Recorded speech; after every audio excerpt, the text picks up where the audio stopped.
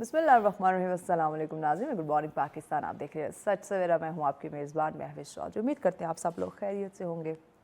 एक खूबसूरत दिन का आगाज़ हो चुका होगा, मौसम बदल रहा है जनाब। तो जहाँ मैं बात करती हूँ कि आपने दिन का आगाज़ पॉजिटिव थाट के साथ करना है, अल्लाह पाक के बाबरकत नाम से ज़िक्र इलाही से करना है, वहीं पे आपने खुदारा अपनी सेहत का भी ख्याल रखना है। इसे भी आपने मामूल बनाना है, क्योंकि अगर अभी आपकी तबीयत बिगड़ गई, सेहत ख़राब हो गई, तो यकीन जाने आने वाले कुछ हफ्ते कह लें या ये महीनों में भी ये सिलसिला चल सकता है, क्योंकि हमारी ज़रा सी लापरवाही जो है हमारी पूरी रूटीन डिस्टर्ब कर सकती है। तो आपने अपनी सेहत का भी ख़ास कर ख्याल रखना है। इसी प्यारी बात के साथ आगे बढ़ते हैं। आज का टॉपिक वक्त की ज़रूरत, हमेशा की तरह बहुत ही अहम मौजू जिस पे हम गुफ्तगू करने जा रहे हैं। क्रेडिट हमेशा की तरह मेरी टीम को कि कहते हैं ना कि मुआशरे की दुखती हुई रग को पकड़ना बाखूबी जानते हैं, और उस पर फिर हम डिस्कशन भी करते हैं कि आया हमारे मुआशरे में बहुत सारे तलखियाँ, बहुत सारे इश्यूज़, मसाइल वो आ रहे हैं, क्यों आ रहे हैं, और सबसे जो मेन बात है वो ये कि अगर मसले मसाइल हैं तो हम उस पर डिस्कस करके उसका सलूशन क्यों निकालते। आज का जो टॉपिक है हमारा वो है हमारा लिटरेसी रेट के ऊपर हम बात करेंगे, शरह ख़वात की। देखिए, पढ़ना लिखना हमें आना चाहिए, हमें सीखना है, ये एक सलाहियत है आपके अंदर। अब जब आप पढ़ाई की तरफ नहीं जाएंगे, तालीम हासिल नहीं करेंगे, तो यकीनन आप उस माशरे, उस मुल्क, ना इवन मुल्क के लिए, कि आप अपने लिए भी कुछ नहीं कर सकते। तो अगर हम ओवरऑल बात करते हैं, अपने मुल्क की मईशत की बात करते हैं, तो उसमें ना सिर्फ मर्द हजरात बल्कि ख़वातीन का भी उतना ही रोल आ जाता है। बट शर्त ये है कि हमें उन्हें पढ़ाना है, तालीम याफ्ता करना है। लेकिन जब हम हमारे मुल्क के जो लिटरेसी रेट है, जब उस पर सर्वे देखते हैं, रिसर्च देखते हैं, तो 60+ पे जाके जो है हम स्टैंड कर देते हैं। मर्दों की जब हम बात करते हैं तो 70+ पे जो है वो हम स्टैंड करते हैं। अगर ख़वातीन के लिटरेसी रेट की बात करते हैं तो कहीं 50+ पे जो है हम जाके स्टैंड कर रहे होते हैं। आया बात आ जाती है 100% की। ये 100% कब लिटरेसी रेट होगा? हम तालीम की बात करते हैं, बार बार इस पर हम तवज्जो देते हैं, इस पर डिस्कशन करते हैं, कहाँ कहाँ इश्यूज़ आ रहे हैं, हम उन मसाइल को आइडेंटिफाई करने की कोशिश भी करते हैं, लेकिन उनको हल नहीं किया जा रहा। ये एक बहुत बड़ा सवालिया निशान है। देखें, मुआशरा, मुल्क वही तरक्की करता है जो अपनी तालीम पे फोकस करता है, उन्हें अपनी तरजीहात में शामिल रखता है। तो आज हम इसी पे डिस्कशन करेंगे कि 100% हमारा लिटरेसी रेट क्यों नहीं हो पा रहा, क्यों इस तरह से हम अपने तालीम की उस तरह से वैल्यू नहीं कर पा रहे, अहमियत नहीं समझ पा रहे। और जब हम अपनी इकॉनमी को देखते हैं, जब हमारा लिटरेसी रेट जो है वो ऊपर जाने की बजाय नीचे आना शुरू हो जाएगा, तो यकीनन उसके जो असरात है वो हमारी इकॉनमी, हमारी मईशत पर हमें उसके असरात नज़र आएंगी। और अगर हमारा कोई बच्चा, हमारा कुछ तबका जो है वो पढ़ा लिखा भी हो जाएगा, लेकिन आपने उस तरह से उसको एजुकेट नहीं किया, स्किल उसको नहीं दी है, तो कैसे वो मईशत में एक पॉजिटिव रोल प्ले करेगा? इसी पे बात करेंगे। और इस पर डिस्कशन के लिए मेहमान हमें ज्वाइन कर चुकी हैं। हमारे बेशतर प्रोग्राम में आती हैं अफसाना निगार भी हैं, एजुकेशनिस्ट भी हैं, सुमेरा नाज हमारे साथ है। अस्सलाम वालेकुम, कैसी हैं आप? अल्हम्दुलिल्लाह। बहुत शुक्रिया सुमेरा साहिबा, वक्त दिया आपने, हमेशा की तरह अहम टॉपिक, और उम्मीद करते हैं कि बहुत ही मुफीद और अहम गुफ्तगू रहेगी। कुछ वैलिड पॉइंट नाज़रीन के सामने आएंगे। क्या समझती हैं कि जब हम पहले इकॉनमी की बात कर लेते हैं, फिर हम थोड़े इशू मसाइल पे जाते हैं। बेसिक आपका पॉइंट जानना चाहूँगी कि जब हम किसी भी मुल्क के लिटरेसी रेट की बात करते हैं और साथ ही उसकी इकॉनमी को देखते हैं, तो कितना वैल्यूएबल या कितना ज़रूरी हो जाता है मईशत के लिए आपकी लिटरेसी रेट जो है इसको बढ़ाना, या अगर वो डाउन होना शुरू हो जाती है तो उसमें फिर क्या रोल आ जाता है इकॉनमी के साथ? देखिए, इसमें जो सबसे अहम बात आपने दो इसमें क्वेश्चन पूछे हैं। पहला ये है कि इकॉनमी रेट के ऊपर क्या इफ़ेक्ट होता है, हमारी मुआशी हालत जो है वो कैसे बेहतर हो सकती है इससे, और दूसरी चीज़ ये कि हमारे मुल्क की तरक्की में कैसे अहम किरदार अदा कर सकता है। मुल्क की तरक्की में अहम किरदार अदा करने की बात तो तब आएगी कि जब वो दर्जा बंदी जो है वो सोसाइटी के अंदर या मुआशरे के अंदर वो ख़त्म होती हुई हमें नज़र आएगी। अब ये हमारी बदकिस्मती है, हमारे मुल्क की, हमारी सोसाइटी की बदकिस्मती हमेशा से रही है कि अदारों को जो है वो 3 हिस्सों में तकसीम कर दिया गया है हमेशा से। एक अपर क्लास समझ लें, एक लोअर क्लास समझ लें, और एक मिडिल क्लास समझ लीजिए। और उन दर्जा बंदियों में आप देखें, सरकारी इदारों को रख दिया गया है, निजी इदारों को रख दिया गया है, और फिर उसके बाद आते हैं हमारे मजहबी दीनी अदारे। अब मजहबी दीनी अदारों का पढ़ा हुआ बच्चा जो है वो हमारे जो निजी इदारे हैं उनमें नहीं जा सकता। सरकारी स्कूल का पढ़ा हुआ बच्चा जो है उसको निजी इदारे में जो है वो एक्सेप्टेंस हासिल नहीं होती। अब जब तक ये दर्जा बंदी हमारी सोसाइटी के अंदर से ख़त्म नहीं होगी, बुनियादी तरबियत उनके अंदर नहीं आएगी, तो मईशत की बेहतरी की बात कैसे की जा सकती है। दूसरी चीज़ ये कि अब जो सरकारी इदारे हैं ان میں بھی اگر کوئی بچہ پڑھ رہا ہے تو اس کی نفسیات کے اوپر کس طریقے سے کام کرنا ہے اور اس کو معاشرے کا ایک فعال شہری کیسے بنانا ہے. کئی جگہ پہ ہم نے دیکھا ہے کہ تعلیم یافتہ لوگ ہوتے ہیں لیکن جب ان کو پریکٹیکل لائف میں جو ہے وہ آنا ہوتا ہے تو وہ اپنے آپ کو فائنینشلی اتنا اسٹرانگ نہیں کر پاتے, اور اس کی سب سے بڑی وجہ یہ ہوتی ہے کہ وہ نفسیاتی اپ برنگنگ جو ان کی ہونی ہوتی ہے وقت گزرنے کے ساتھ ساتھ وہ نہیں ہو پاتی. تو یہ وہ چیزیں جن کے اوپر ہماری حکومت کے ساتھ ساتھ ہمارے اداروں کو, نجی اداروں کو بھی کام کرنے کی ضرورت ہے. اس میں ہم کہہ سکتے ہیں کہ سب کی ذمہ داری آ جاتی ہے. سوری. اچھا اب ہم بات کر لیتے ہیں کہ رکاوٹیں, مسائل کہاں پہ آ رہے ہیں, کیونکہ بہت سارے ممالک کے ہمارے سامنے اگزامپلز ہیں جن کا لٹریسی ریٹ ہمیں 100% دیکھنے کو ملتا ہے, لیکن جب ہمارے پاکستان کی بات کرتے ہیں تو وہ جو بھی میں نے کچھ فگرز بتائے کہ ہم 100% تک نہیں پہنچ پا رہے, کیونکہ ہم جب ہر سال بجٹ کی ہی بات کر لیتے ہیں تو ہمارا بجٹ نیچے آنا شروع ہو جاتا ہے انفارچونیٹلی, بجائے کہ وہ تعلیم کو ویلیو کرے اور اس کا بجٹ اپ کرے. تو شرح خوان کی بڑھانے کے لیے, لٹریسی ریٹ بڑھانے کی جو راستے میں رکاوٹیں آ رہی خاص کر, وہ آپ کیا سمجھتی ہیں کہ کیا ہیں اور ان کو دور کرنا ایز سون ایز پاسبل ضروری ہے؟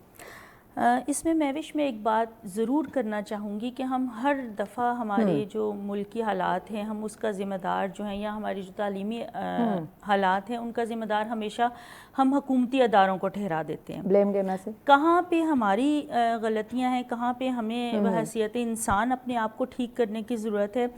آپ یہ ہماری حکومت کی طرف سے جو ہے فری ایجوکیشن کا جو ہے وہ سلسلہ شروع کیا گیا تھا, اور پھر کتابیں بھی تعلیمی اداروں میں, سرکاری تعلیمی اداروں میں پہنچائی گئی, اور اس میں کتنی زیادہ کرپشن ہوئی اور وہ ہم اپنی آنکھوں سے وہ چیزیں دیکھتے رہے ہیں. اور یہ کہ ان بچوں تک وہ نہیں پہنچ سکی, یا وہ بیکورڈ ایریاز جہاں پہ تعلیم کو اتنی اہمیت نہیں دی جاتی وہاں پر جو ہے وہ انہوں نے نئی کتابیں پہنچنے دیں یا بچوں کو نہیں اسکولوں میں آنے دیا, خاص طور پہ خواتین کو.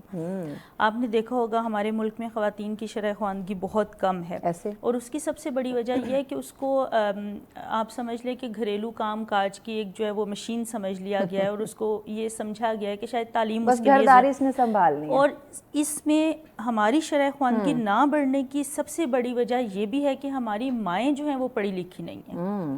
ان کو یہ نہیں پتا کہ تربیت اور تعلیم دونوں پیرالل, چاہے آپ اسلامک ایجوکیشن کی طرف چلے جائیں, چاہے آپ دینی اداروں میں چلے جائیں, وہاں پہ بھی خواتین کی تعداد آپ کو بہت کم دیکھنے کو ملے گی.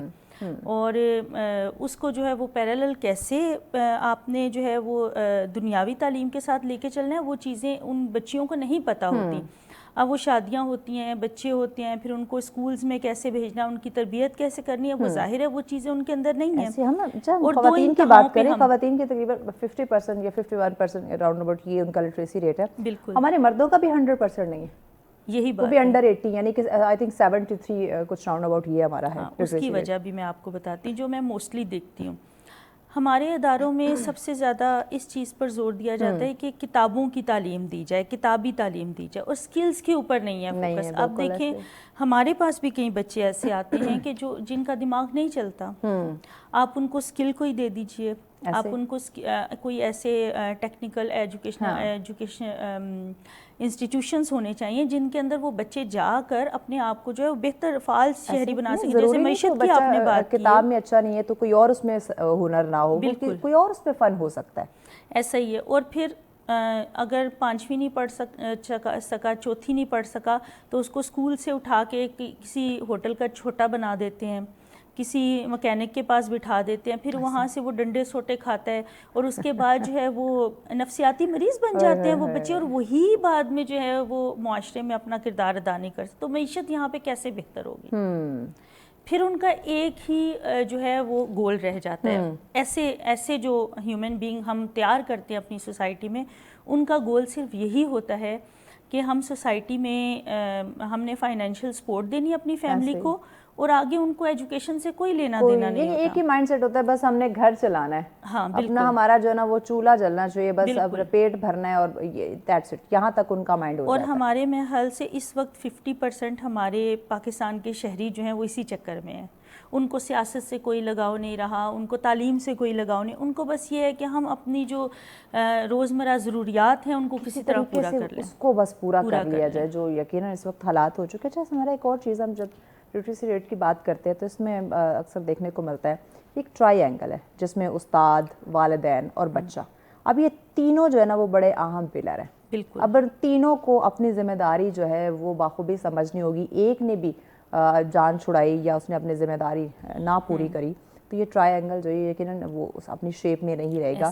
تو ان تینوں کی کیا کیا ذمہ داریاں ہیں اور کس طرح وہ ادا کر سکتے ہیں اس لٹریسی ریٹ کو بڑھانے میں؟ دیکھیں ماں کو جو ہے نا وہ پہلی درسگاہ کہا گیا ہے. یقیناً گھر میں جو تربیت 4 سال تک، ویسے تو 5 سال کے بچے کو اسکول میں داخل ہونا چاہیے، لیکن چونکہ اب ہم ماڈرن ہو گئے ہیں، اب ہم ترقی پسند جو ہیں وہ ہو چکے ہیں، تو ہم یہ کہتے ہیں کہ 3.5 سال کا بچہ جس کا پیمپر بھی ابھی نہیں اترا ہوتا اس کو اسکول بھیج دیا جائے. تو ماں جو ہے وہ پہلی درسگاہ ہے. جو تربیت ماں کرتی ہے وہ تربیت بچہ آگے اسکول میں لے کر جاتا ہے. اب یہاں پر میں بچے کو بلیم نہیں دوں گی، یہاں پر ہماری گھر کی تربیت اور اسکول کی تربیت آ جاتی ہے، کیونکہ بچہ تو سیکھ رہا ہے. بچہ تو سیکھ رہا ہے. اب اس میں ہمارے پاس نا کئی ایسے بچے آتے ہیں جن کا کنسنٹریشن لیول بہت لو ہوتا ہے، جو بہت زیادہ بلی ہوتے ہیں اور مارنا، ایک دوسرے کے ساتھ جھگڑا کرنا. اب یہ ایسے چھوٹے چھوٹے سائیکولوجیکل ایشوز ہیں جن کے اوپر کام ہونا ضروری ہے. جب ہم پیرنٹس سے یہ بات کرتے ہیں کہ بچوں کے یہ جو سائیکولوجیکل ایشو ہیں اس کے لیے ان کو کاؤنسلنگ کی یا سپورٹ کی ضرورت ہے، اور یہ تاکہ وہ بہتر طور پر جو ہے وہ اپنا کام کر سکیں. اگر چھوٹی عمر میں ان مسائل کو ڈائگنوز کر کے اور ان کے اوپر کام کیا جائے تو میرا نہیں خیال کہ بڑے ہو کے بچے کے یہ مسائل آگے چلیں گے.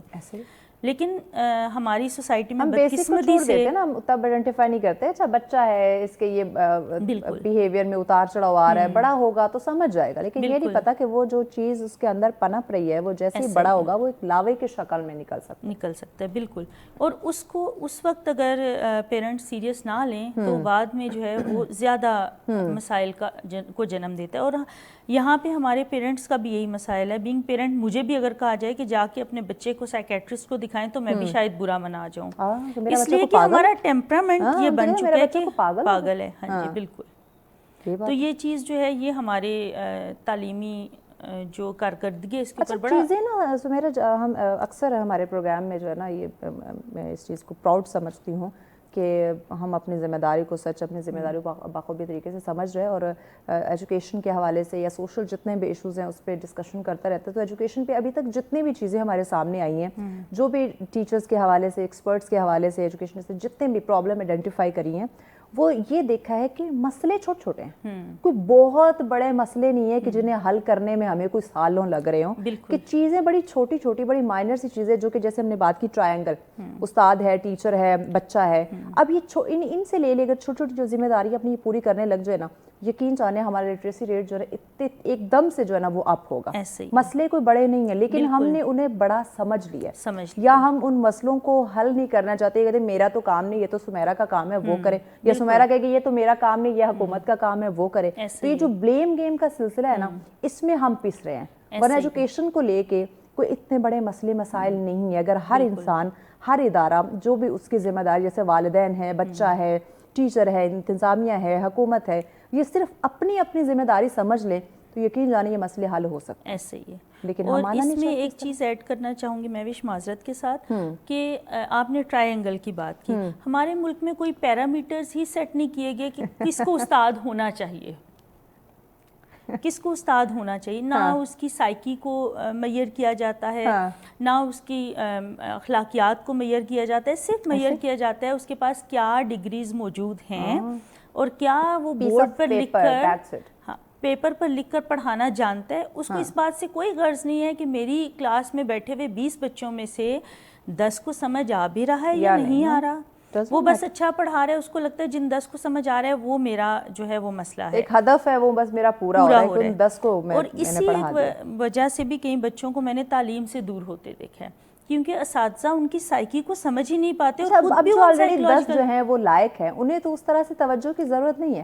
اب جو باقی اگر 5 یا 10 اس میں ہیں جو جنہیں ایکسٹرا توجہ کی ضرورت ہے، آپ ان پہ فوکس نہیں کر رہے، بالکل کیا فائدہ آپ کا. اور جتنے بھی ممالک جنہوں نے اپنی خواندگی کی شرح کو بڑھایا ہے اس میں سب سے بڑی چیز میں نے دیکھی کہ انہوں نے اپنے جو ہے میئرز سیٹ کیے ہوئے کہ اپنے ٹیچرز کو کہاں سے انہوں نے اٹھانا ہے, کون کون سی چیزیں انہوں نے دیکھنی ہیں.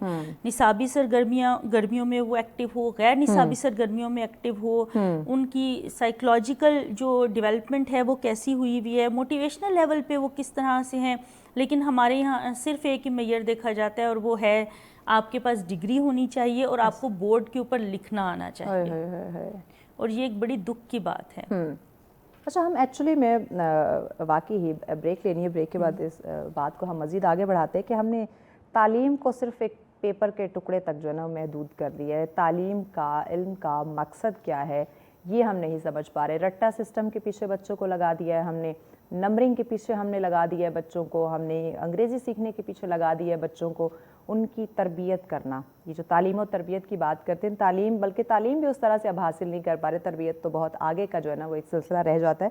اس پہ مزید بھی ہم بات کرتے ہیں کہ اب اس میں ہم کس کو ذمہ دار ٹھہرا سکتے ہیں, قصوروار کون ہے, اور پھر وہی بات کہ مسئلے کا حل کیسے نکالا جا سکتا ہے. مزید اس پہ بات کرتے ہیں لیکن اس بریک کے بعد ساتھ رہیے. ویلکم بیک ناظرین, آپ دیکھ رہے ہیں سچ سویرا. آج کا ہمارا پہلا ٹاپک ہے لٹریسی ریٹ پہ ہم بات کریں, اس کی اہمیت کو سمجھ رہے یقیناً اس وقت بہت زیادہ ضروری ہو چکا ہے, اور کیسے اس کے جو اثرات ہیں وہ ہماری اکانومی پر مرتب ہوتے ہیں. معیشت کو بہتر بنانا چاہتے ہیں, اپنے جو کہتے ہیں نا معیشت کسی بھی معاشرے کی کامیابی کے ایک بیک بون کی, ایک ریڑھ کی ہڈی کی مانند ہوتی ہے. تو اگر اپنے معاشرے کے, ملک کی ریڑھ کی ہڈی کو مضبوط کرنا ہے تو اس کے لیے ہمیں ہمارا جو لٹریسی ریٹ ہے اسے اپ کرنا ہوگا, نہ کہ جس طرح وہ دن بدن ڈاؤن ہوتا جا رہا ہے. یہ ایک بہت بڑا سوالیہ نشان اور لمحہ فکریہ بھی ہے کہ ہم دنیا کو دیکھ رہے ہیں کہ وہ کہاں سے کہاں پہنچ رہی ہے, اور ہم آج بھی اپنے لٹریسی ریٹ پہ اٹکے ہوئے ہیں. تو یہ بھی یقیناً ایک لمحہ فکر. تو اسی پہ بات کریں. سمیرا ہمارے ساتھ ہے. سمیرا, ایک اور چیز ہمیں دیکھنے کو ملتی ہے ہمارے لٹریسی ریٹ کی جب ہم اپ کرنے کی بات کرتے ہیں, لیکن اس میں دن بدن جو ہے وہ انکریز ہونے کی بجائے یہ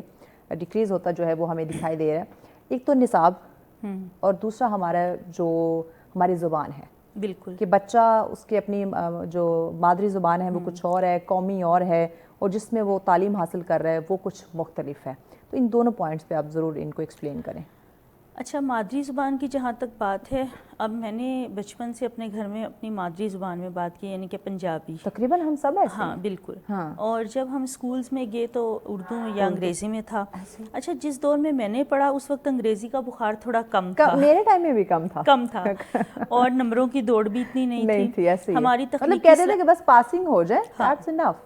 اور تخلیقی صلاحیتیں جو تھیں ہماری, ان کے اوپر کافی کام کیا گیا, جو کہ جس کی مجھے آج کمی نظر آتی ہے بچوں کے اندر. بچے رٹا سسٹم کے اوپر ہیں, اور اس کی بڑی وجہ جو ہے ہماری نصاب جو ہمارے پاس اب موجود ہے. پہلے تو 7-8 سال تک نصاب ہی نہیں بدلا. اب جب بدلا ہے تو وہ اتنا زیادہ بدل گیا ہے کہ وہ اساتذہ اور طلباء دونوں کے لیے پریشانی کا باعث ہے. اگر ہم ذرا سیکنڈری لیول پہ آئیں تو بھی ریسنٹلی جو ہے فیڈرل بورڈ کی کتابیں جو ہیں وہ چینج ہوئی ہیں, پورا نصاب چینج ہوا ہے. اور اس میں یہ ہوتا ہے کہ موسٹلی نجی اداروں میں 9th اور 10th 9ویں کلاس 8ویں اور 9ویں دونوں میں پڑھائی جاتی ہے. اور اس سال جب بکس آئی ہیں تو جو 8th کلاس پوری بچوں نے پڑھی ہوئی تھی وہ مائنس ہو گئی, اور 9th کے مڈ میں ان کے پاس بکس آئیں, یعنی کہ سمجھیں کہ ابھی 2 مہینے پہلے, اور فیبرری میں ان کے فائنل ایگزام ہیں. اور وہ کتابیں اتنی مشکل ہیں, نصاب اتنا زیادہ ہیوی ہو چکا ہے کہ وہ اساتذہ کو بھی نہیں سمجھ آ رہا کہ اس کو کور کیسے کرنا ہے, اور طلباء بھی کافی زیادہ پریشان ہیں.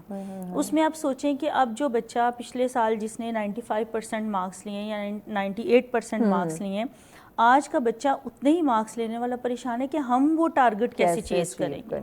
اس کی وجہ سے سائیکولوجیکلی جو ہے بچے اتنے زیادہ ڈسٹرب ہو چکے ہیں, اور پریشر ٹیچرز کے اوپر اور اساتذہ کے اوپر اتنا زیادہ بڑھ گیا ہے کہ اس میں سمجھ ہی نہیں آ رہا کہ ان دونوں چیزوں کو کیسے سسٹم آئے گا.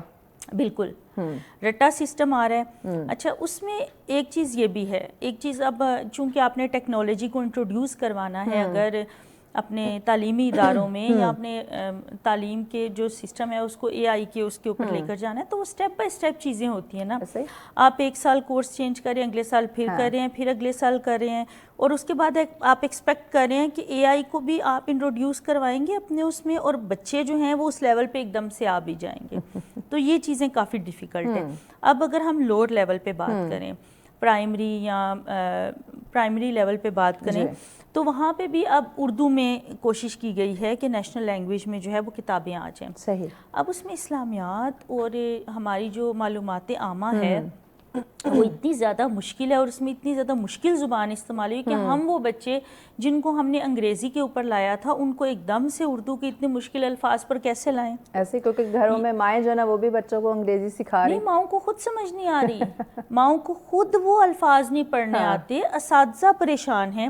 آپ نے کوئی ٹریننگ کی, آپ نے کوئی تربیت کی, تو یہاں پہ میں کہوں گی کہ حکومت کا رول تھا جو اس کو پلے کرنا تھا کہ اگر نصاب چینج کرنے جا رہے تھے تو اسٹیپ بائی اسٹیپ, نہ کہ ایک دم سے. اور دوسرا, ہر سال چینج کرنے کی ضرورت نہیں. میرا خیال ہے کہ ایک نصاب کو 5 سال تک رہنا چاہیے تاکہ ہماری کوئی پالیسی جو ہے نا وہ 5 مہینے سے زیادہ نہیں چلتی, تو نصاب 5 سال. نہیں جناب, پہلے تو 8 سال نہیں چینج ہوا, 8 سال, اور اس کے بعد جو ہے وہ اب چینج ہوا ہے 3 سالوں میں ہر سال. اچھا, یہ بھی تو کسی ملک کی لٹریسی ریٹ کے لیے ایک بہت بڑا خطرہ یا نقصان کہہ سکتے ہیں کہ جو آئے دن اپنے نصاب کو چینج کرنا. ایسا ہی ہے, بالکل ایسا ہی ہے. اب آپ سوچیں, دیکھیں جو اساتذہ آپ بھیج رہے ہیں سرکاری اداروں میں, وہ 1 سال ٹریننگ لے کے آئے ہیں, 5 سال تک ان کے پاس ٹریننگ کا کوئی نام و نشان نہیں ہے. اور اگر حکومت کی طرف سے کوئی ایسی کوشش کی بھی جاتی ہے کہ ٹریننگز دی جائیں تو اس میں ہمارے اساتذہ جو ہیں وہ آنا پسند نہیں کرتے. کوئی میٹرنیٹی لیو پہ چلا جائے گا, کسی کو کوئی شادی آ جائے گی, کسی کے بچے بیمار ہو جائیں گے, بہت سارے بہت سارے. اچھا سمیرا, بحیثیت پاکستانی یا بحیثیت مسلمان, دیکھیں پہلی وہی بھی اقرا کی تھی, تو علم کی جب ہم بات کرتے ہیں تو ہم کیسے علم کی اہمیت کو سمجھیں؟ کیونکہ وہی بات ہم نے ایک پیپر کے ٹکڑے تک اس کو محدود کر دیا یا نمبروں تک ہم نے کر دیا, لیکن علم کا جو مقصد ہے, تعلیم کا جو مقصد ہے وہ ہم نہیں سمجھ پا رہے. تو اس کی اہمیت یا اس کے مقصد کو ہم کیسے پہچانیں؟ تعلیم کا مقصد تو تب سمجھیں گے نا جب ہم ڈگریز کی دوڑ میں سے نکلیں گے. اب معذرت کے ساتھ کہ ہمارے جو پروفیسر حضرات ہیں, جو جتنا بڑا ڈاکٹر ہے اتنی ہی جو ہے نا وہ اس لیول پہ ہے کہ بات کرتے ہوئے وہ لوور لیول کے لوگوں کو نہیں دیکھتے کہ ان کے ساتھ کس لیول پہ آ کے بات کرتی ہیں. تو یہاں پہ سب سے پہلے یہ سمجھنا ہے کہ ہم بحیثیت انسان اشرف المخلوقات, ہمیں اس دنیا میں اگر بھیجا گیا ہے تو ہماری کیا ذمہ داریاں ہیں. ایک ماں کی ذمہ داری کیا ہے, ایک باپ کی ذمہ داری کیا ہے, ایک حکمران کی ذمہ داری کیا ہے, ایک استاد کی ذمہ داری کیا ہے. استاد کو نہیں معلوم کہ میں کس مقصد کے تحت یہاں پہ آیا ہوں.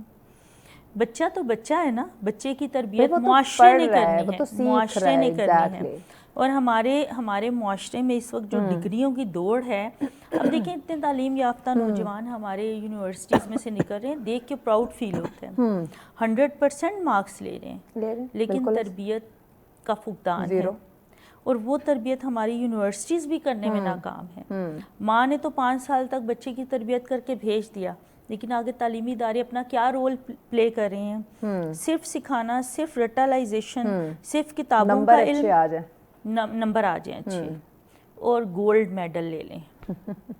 جب تک ہمارا یہ ٹارگٹ گولڈ میڈل رہے گا نا, ہونا چاہیے, ٹارگٹ سیٹ ہونے چاہیے, بٹ اس کے ساتھ تربیت بڑی ضروری ہے. بچے کو ایک دیانتدار انسان بنانا اور اخلاقی اقدار کو اس کے اندر ڈیولپ کرنا میرا خیال سے تعلیم ہے. ایسے ہی, لیکن ہم نے بچے کو ایک اچھا انسان بنانے کی طرف ہمارا رجحان نہیں ہے, اچھا بزنس مین بنانے کی طرف یا اچھے نمبر لینے کی طرف جو ہے وہ ضرور ہو سکتا ہے. 100% جب ہم بات کرتے ہیں اپنے لٹریسی ریٹ کی, مجھے لگتا ہے آئی وش کہ ایسا ہو, لیکن یہ کہیں ہماری خواہش ہی نہ رہ جائے, کیونکہ ہم 77 سالوں سے یہ بات ہی کر رہے ہیں. اگر ہم نے ایک سٹیپ پہ کام کیا ہوتا تو 77 سالوں میں 100% ہمارا لٹریسی ریٹ ہو سکتا تھا, بٹ انفارچونیٹلی ایسا نہیں ہوا ہے. آنے والے وقتوں میں, آنے والے دنوں میں یا آنے والے کچھ سالوں کی ہم بات کر لیں تو کیا آپ سمجھتی ہیں کہ ایسی کوئی امید, ایسی کوئی ہوپ ہے کہ ہمارا لٹریسی ریٹ جو ہے وہ 100% ہو سکے گا؟ Is it possible? ہو سکتا ہے. کیوبا کا انقلاب آپ کے سامنے ہی ہے. یس, کیسے انہوں نے اسٹیپ بائی اسٹیپ, اور دیکھیں ہر چیز حکومت نہیں کر سکتی, کچھ نجی ادارے بھی کرتے ہیں, اور کچھ ہمارے جو نوجوان نسل ہے ان چیزوں کو ڈیولپ کرنے میں, ہر انسان کی اپنی ایک ذمہ داری ہے. بالکل. اسٹریٹ سکولز کو ڈیولپ کرنے کی ضرورت ہے. ہمارے جو نوجوان یونیورسٹی سے فارغ ہو جاتے ہیں, اس کے بعد ان کو چاہیے کہ اپنی جو اتنی ڈیولپمنٹ کریں کہ وہ سوسائٹی میں اپنا رول پلے کر سکیں. اس کے بعد ہمارے اساتذہ, معذرت کے ساتھ ہمارے اساتذہ بھی پڑھاتے اسی لیے ہیں کہ ارننگ ہو جائے اچھی. کوئی بھی استاد جو ہے وہ رفائی کام کے طور پہ پڑھانا نہیں پسند کرے گا. یہ ایک بڑا سیٹ بیک ہے. کوئی آ جائے کہ ہمارے بچے کو مفت پڑھا دیں, نہیں ہوگا ایسا. تو جب تک یہ چیزیں نہیں ڈیولپ ہوں گی, پھر وہی اخلاقی اقدار کی میں بات کروں گی جو ہمیشہ کرتی ہوں کہ اخلاقی اقدار ڈیولپ کریں. پہلے اپنے آپ کو اتنا جو ہے اپ ٹو ڈیٹ کریں کہ آپ سوسائٹی میں ایک فعال رکن کے طور پہ اپنا کردار ادا کر سکیں. تو پھر لٹریسی ریٹ کی بات کریں گے نا. اب حکومت پرووائڈ کر رہی ہے, بجٹ بھی پرووائڈ کر رہا ہے, وہ بجٹ کہاں جا رہا ہے جو تعلیم کے لیے مختص؟ میرا تو سوال یہاں پہ یہ ہے کہ جو تعلیم کے لیے مختص کیا گیا بجٹ وہ کہاں گیا, وہ ہمارے بچوں تک کیوں نہیں پہنچا؟ میں نے ٹرک کے ٹرک جو ہے وہ ایک ادارے سے مطلب ان کتابوں کے نکلتے دیکھے جو پچھلے سال کے جو ہیں وہ بچی ہوئی کتابیں تھیں, نصاب نے آ گیا. تو وہ جو نقصان ہوا اس نقصان کی بھرپائی کون کرے گا؟ یہ بھی تو ہمارا ہی پیسہ ہے, ہماری ہی ٹیکسیز ہے, چاہے حکومت کی طرف سے لگ رہے ہیں چاہے عوام کی طرف سے لگ رہے ہیں, لیکن کہیں نہ کہیں تو انویسٹ ہونا چاہیے نا, وہ ضائع نہیں ہونا چاہیے, وہ ردی نہیں بننا چاہیے. تو ان چیزوں پہ تو پہلے کام کریں نا. پھر ہم یہ تبھی ہوگا جب ایک ٹیبل پہ بیٹھ کے تمام جتنے بھی پالیسی میکرز ہیں وہ ہر ایک پوائنٹ کو آئیڈینٹیفائی کریں اور پھر اس پہ متفقہ ایک رائے جو ہے وہ قائم کرے. اب ایک کچھ سوچ رہا ہے, دوسرا کچھ کر رہا ہے, تیسرا کچھ کرنے کی سوچ رہا ہے, تو پھر اس میں تو لاس تو ہوگا یقین. میں بھی اصل میں مسئلہ یہ ہے کہ پالیسی بنانے والے لوور لیول پہ آ کے ہماری عام انسان کی سوچ جو ہے, کیا وہ کسی دہاڑی دار کی سوچ کے اوپر آ کے پالیسی بنائیں گے؟ نہیں بنائیں گے. اگر ایک پی ایچ ڈی ڈاکٹر کو پلے گروپ کے بچے کو پڑھانے کے لیے کہہ دیں تو کیا پڑھائے گا وہ اس کو؟ ٹھیک ہے. تو اسی طرح پالیسی میکنگ میں ہر لیول کے لوگوں کو شامل کرنا چاہیے, اس اساتذہ کو شامل کریں. آپ سرکاری اداروں میں آپ کے پاس اساتذہ بڑے بھرے پڑے ہیں, پڑھانا نہیں تو کوئی کام ہی کر لیں, پالیسی میں ان کو شامل کر لیں آپ, تاکہ کچھ تو کریں نا, کچھ تو کریں.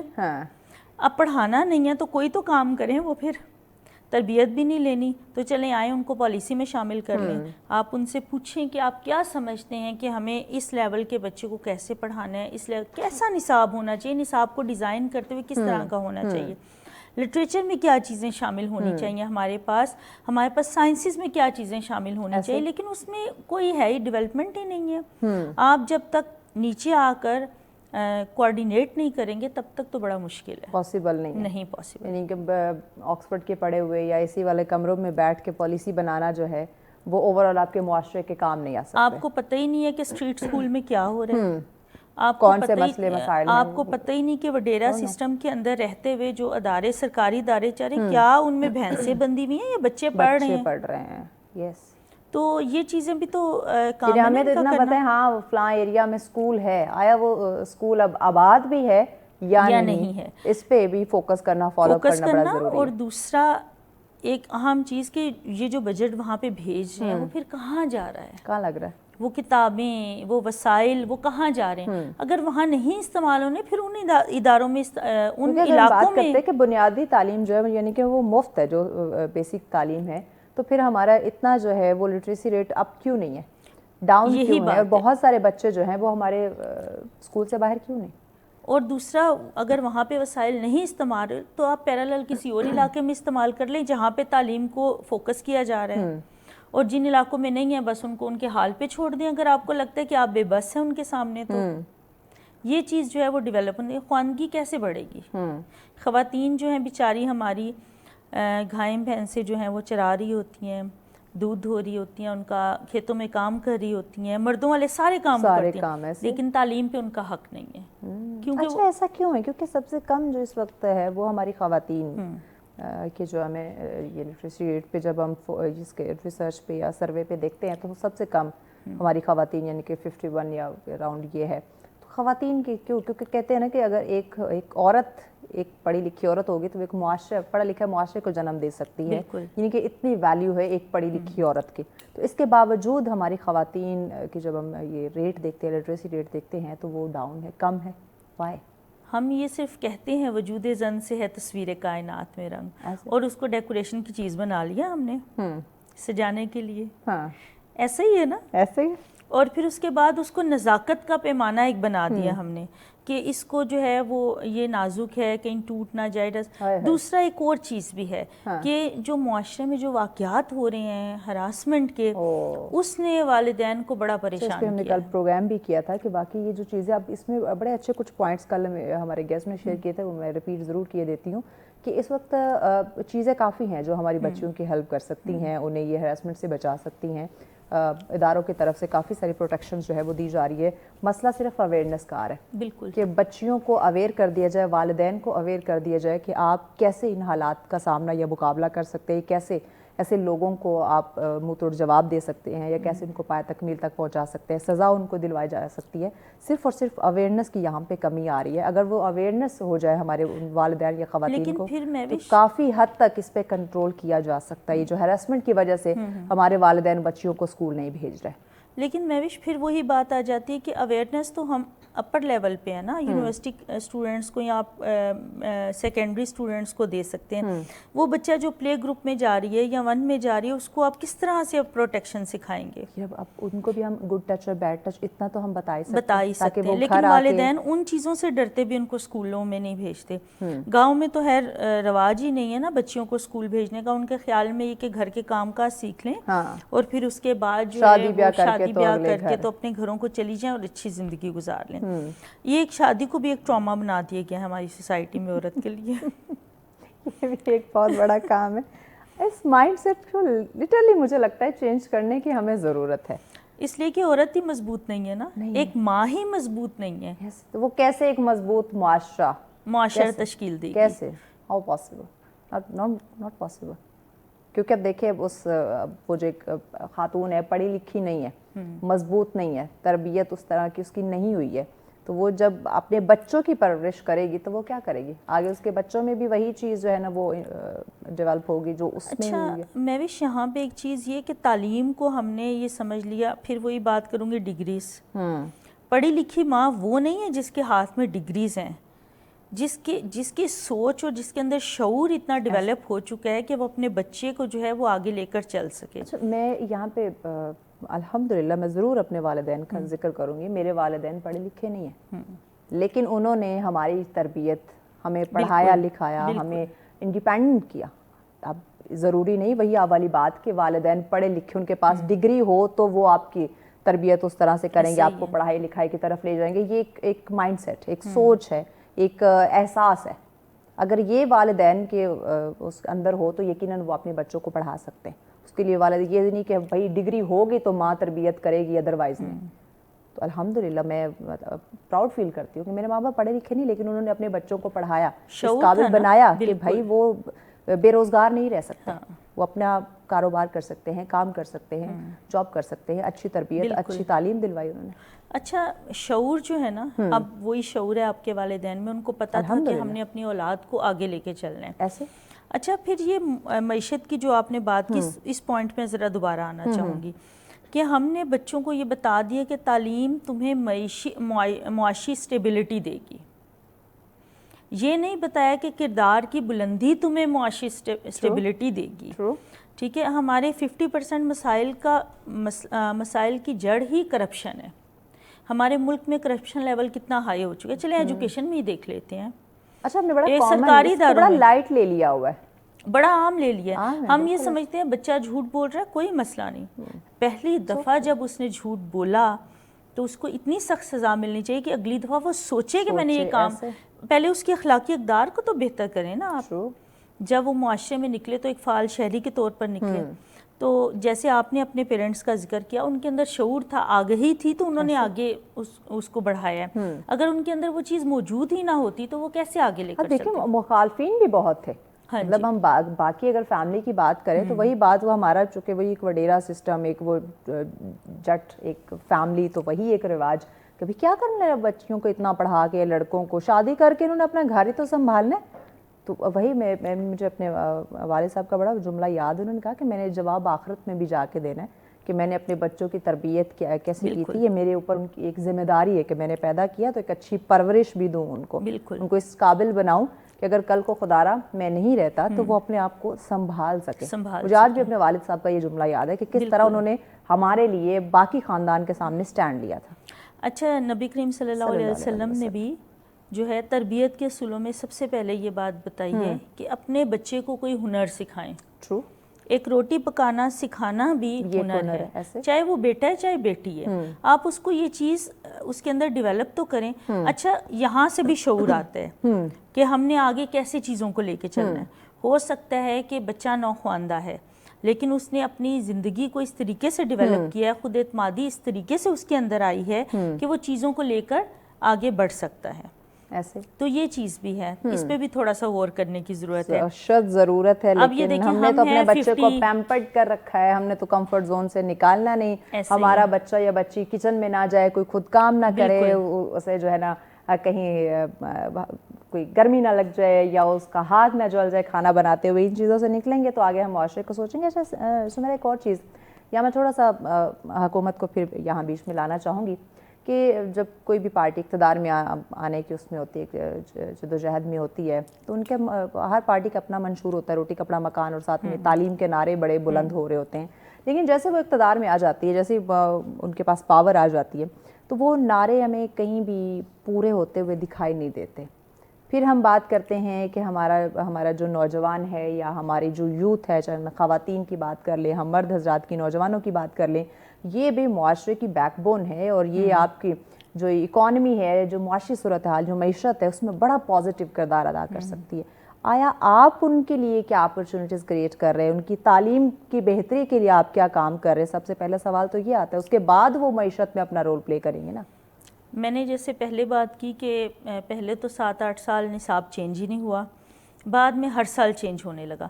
ایک حکومت آئی, اس نے یہ کہا یکساں تعلیمی نصاب, ٹھیک ہے. دوسری حکومت آئی, انہوں نے کہا نہیں جی اس کو ختم کریں, نجی ادارے اپنے اس پہ چلیں, دینی ادارے اپنے اس پہ چلیں, اور پرائیویٹ کو جو سرکاری ہیں وہ اپنے حساب سے چلیں, ان کا چل رہا ہے, ٹھیک ہے. اب وہ 1 سال اس میں لگا, دوسرا سال اس میں لگا, تیسرے سال پھر نصاب چینج ہو گیا. اب مجھے آپ صرف اس بات کا سوچئے کہ وہ اساتذہ جو کہ آلریڈی سکلز نہیں ہیں, جن کے پاس تربیت نام کو بھی نہیں ہے, جن کو بس تنخواہ کا انتظار ہوتا ہے, اور نجی ادارے یہاں پہ ایسے ہیں جو اس لیے آتے ہیں کہ اچھا کوئی کرنے کو کام نہیں, کوئی اور جاب نہیں, ٹیچنگ کر لیتے ہیں, ٹیچر ایسے ہی ہے, یعنی by chance not by choice.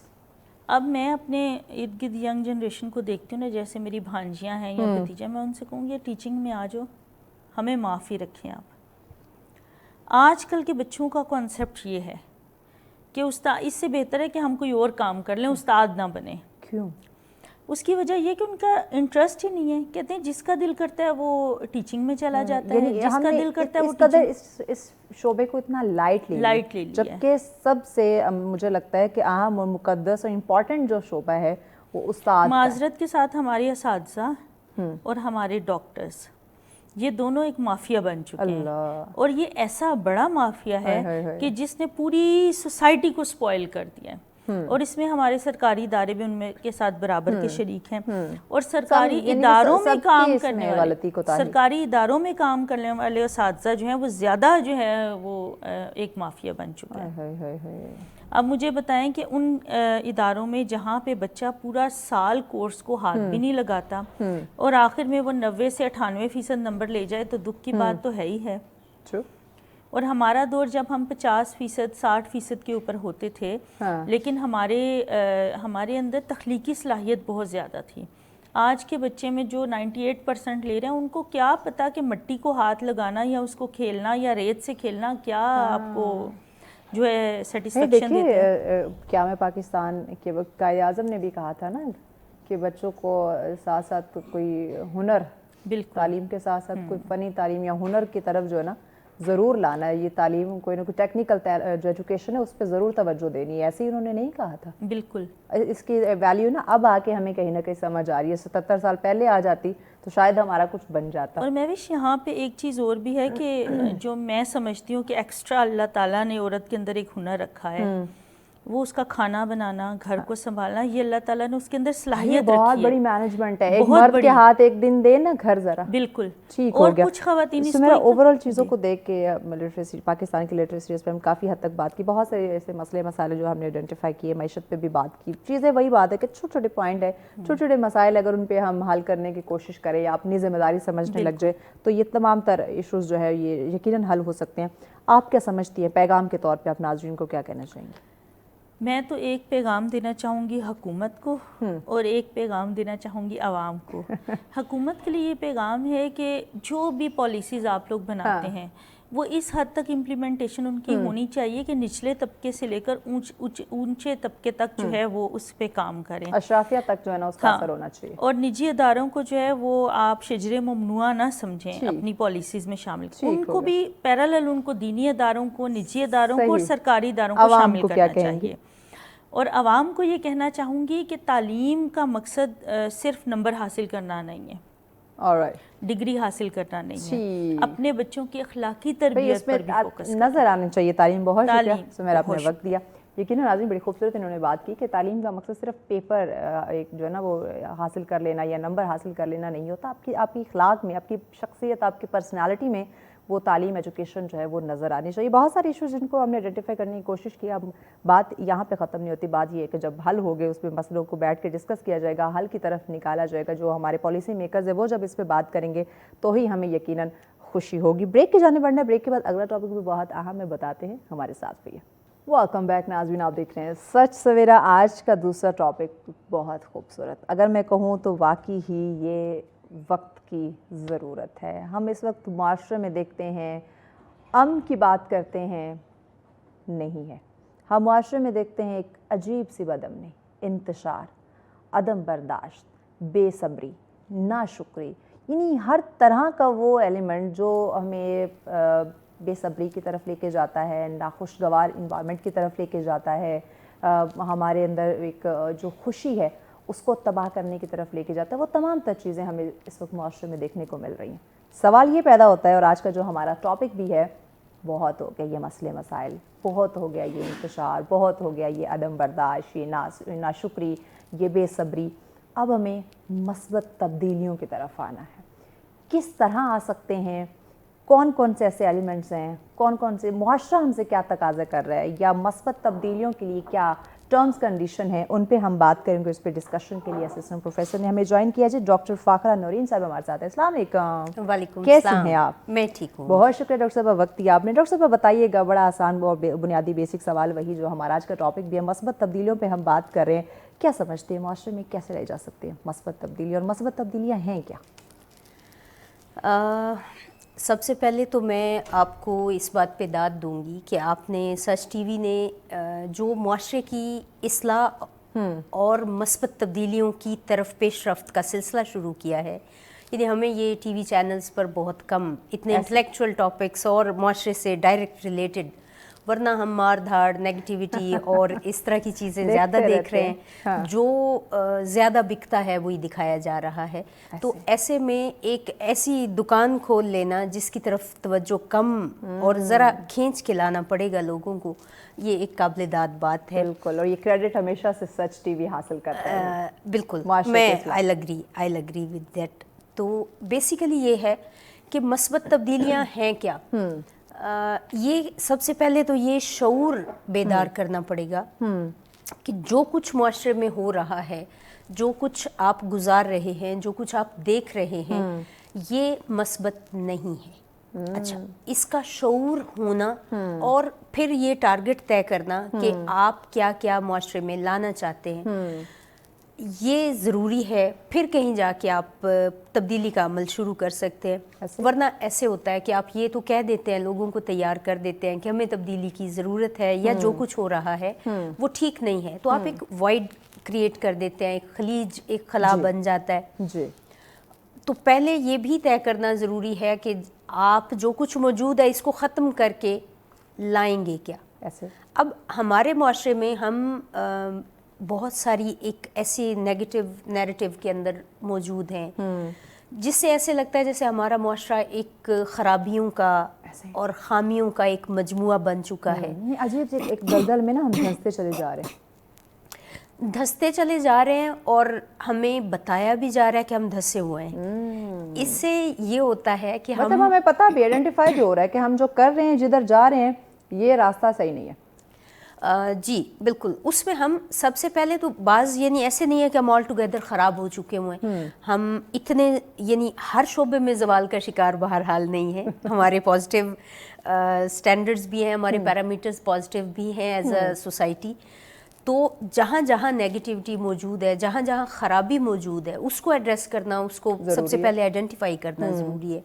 وہ چاہے ہمارے ہاں قانون کی خلاف ورزی ہے، چاہے ہمارے ہاں معاشرے میں موجود جو عدل کی عدم فراہمی ہے، اس طرح کی چیزیں ہیں. اور اس کے بعد پھر یہ کہ فرد کی طرف سے غیر ذمہ داری کا احساس بھی ہے. کہیں نہ کہیں جب ہم دیکھتے ہیں کہ ہمارے ارد گرد شکنجا نرم ہے، ڈھیلا ہے، تو ہم فطری طور پر انسان وائلڈ ہے، تو آزادی کا احساس ہوتے ہی وہ پھر کچھ نہ کچھ ایسا کرتا ہے. تو یہ اس کی ضرورت یہی ہے ہمیں کہ ہم مثبت تبدیلیاں لانے کے لیے سب سے پہلے تو ان چیزوں کو سمجھ لیں، اس میکنزم کو سمجھ لیں کہ بہرحال اس فطرت کو کنٹرول کرنے کے لیے پہلے تو کچھ قوانین بنائے جائیں گے، کچھ چیزیں طے ہوں گی، پھر ان کو امپلیمنٹ کروایا جائے گا، اور پھر فرد سے آپ توقع کریں گے کہ وہ اپنے آپ میں کچھ چیزیں کریٹ کرے. بہتری ہو سکتی ہے. ڈاکٹر صاحب ہم بچپن سے سنتے آ رہے ہیں بے ادب بے مراد، با ادب با مراد. ادب کی جب ہم بات کرتے ہیں، احترام کی جب ہم بات کرتے ہیں، اچھے اخلاق کی بات کرتے ہیں، اچھے بیہیویئر کی بات کرتے ہیں، اس کی بھی ہمیں جو ہے وہ کمی معاشرے میں دیکھنے کو مل رہی ہے کہ فقدان ہے. تو آیا ایک اچھا معاشرہ، پرامن معاشرہ، مثبت تبدیلیوں والے معاشرے کے لیے کتنا ضروری ہے ادب اور احترام کا لانا؟ جب آپ ادب اور احترام کہتے ہیں تو میں ادب سے مراد رسپیکٹ سے زیادہ سوشل سائنسز، ہیومینٹیز اور لٹریچر لیتی ہوں، اور احترام سے مراد رسپیکٹ لیتی ہوں. معاشرہ ہمارا جتنی تیزی سے سائنس کی زد میں آ گیا ہے، مطلب سائنس سے بڑی بلیسنگ کوئی نہیں، لیکن سائنس کا کوئی اس کا کوئی اخلاقی باؤنڈریز نہیں ہے، اس کی کوئی ویلفیئر باؤنڈریز نہیں ہے. وہ بس ایک پاور ہے، وہ ایک طاقت ہے جس کے اپنے کوئی رولز اینڈ ریگولیشن اس طرح نہیں ہے کہ اس کا یوز گڈ اور بیڈ کیا ہوگا. یہ گڈ اور بیڈ یہ ہم طے کرتے ہیں، یہ لٹریچر طے کرتا ہے، یہ سوشل سائنسز طے کرتی ہیں. کہ تو ان چیزوں کو مد نظر رکھتے ہوئے میں سمجھتی ہوں کہ یہ آپ اگر لاتے ہیں نا تو احترام خود بخود پیدا ہوتا ہے. احترام آدمی بھی ہے، انسان کا احترام اس حد تک کہ اس کی رائے کا احترام کیا جائے. ہم جان مال اور زر کے احترام کو تو ہم بہرحال مانتے ہیں، لیکن ابھی دنیا تھوڑی آگے گئی ہے. اگر آپ دیکھیں تو اب آپ کی اور میری پرسنل سپیس کا احترام بھی یہ بھی ضروری ہے. سو احترام سے مراد صرف یہ نہیں کہ کوئی عمر میں بڑا ہے تو اس کا احترام کیا جائے گا، اس کو رسپیکٹ دی جائے گی، کوئی اسٹیٹس میں بہتر ہے پہلے تو ہمیں ادب اور احترام کی ڈیفینیشن کو سمجھنے کی اس وقت ضرورت ہے. ڈاکٹر صاحب بریک لینی ہے، بریک کے بعد اس کو ان ڈیٹیل مزید ہم ناظرین کے سامنے رکھتے ہیں. ناظرین ہمارے ساتھ رہے گا، ملتے ہیں اس بریک کے بعد. ویلکم بیک ناظرین، آپ دیکھ رہے ہیں سچ سویرا. آج کا ہمارا دوسرا ٹاپک جس پہ ہم بات کر رہے ہیں، معاشرے پہ ڈسکشن ہو رہی ہے. معاشرے میں مثبت تبدیلیاں لانا مجھے لگتا ہے بلکہ واقعی ہی اس وقت ضرورت ہو چکی ہے، وقت کی ضرورت ہے. ہر انسان جو ہے وہ ذہنی طور پہ وہ پریشان ہے، اسٹریس میں، انزائٹی میں ہے، ڈپریشن میں ہے، اور وہ سکون چاہتا ہے. وہ سکون تبھی ہوگا جب ارد گرد کا جو انوائرمنٹ ہے وہ بھی پازیٹیو ہوگا. تو اسی پہ ہم بات کریں. ڈاکٹر فاخرہ نورین صاحب ہمارے ساتھ. ڈاکٹر صاحب ہم بات کرتے ہیں بریک پہ جانے سے پہلے ادب اور احترام کو لے کر معاشرے میں مثبت تبدیلیاں کیسی لائی جا سکتی ہیں. یہ آپ اپنی بات مکمل کر لیں. جی میں یہ بات کر رہی تھی کہ آپ سوشل سائنسز کو بھی فروغ دیجئے. ہم یہ جو اچھی چیز ہے یا اچھی بات ہے، یہ کہیں زمین سے نہیں اگتی، یہ کہیں آسمان سے نہیں اترتی. اس کو آپ نے بنانا ہے، پھیلانا ہے، لوگوں کی ذہن سازی کی جاتی. جیسے میں نے کہا کہ ہم سب کچھ خراب نہیں ہے، لیکن ہمارا ذہن ایسے بنا دیا جا رہا ہے کہ سب کچھ خراب ہو چکا ہے.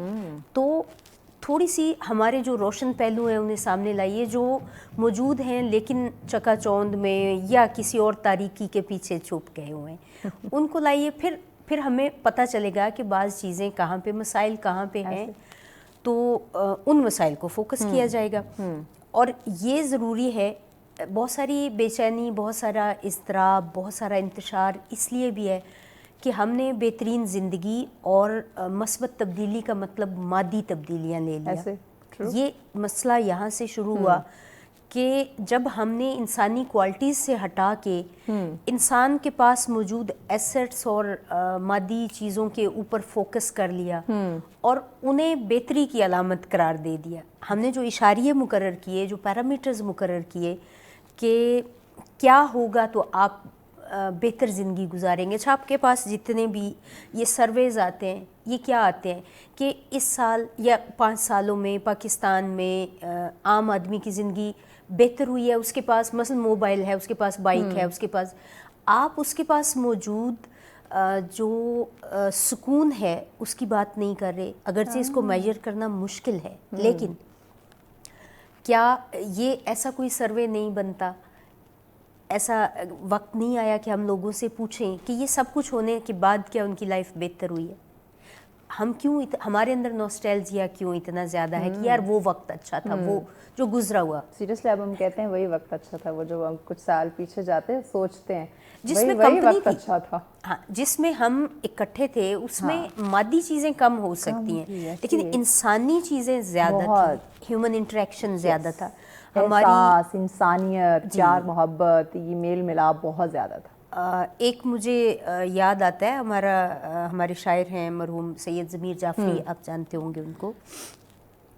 انہوں نے کہا کہ ایک وقت تھا، وہ آدمی نام کی ان کی نظم ہے جس میں وہ یہ کہتے ہیں کہ ایک وقت تھا کہ پہلے آدمی دل ہوتا تھا، پیار ہوتا تھا، علم ہوتا تھا، یعنی یہ پیرامیٹرز تھے.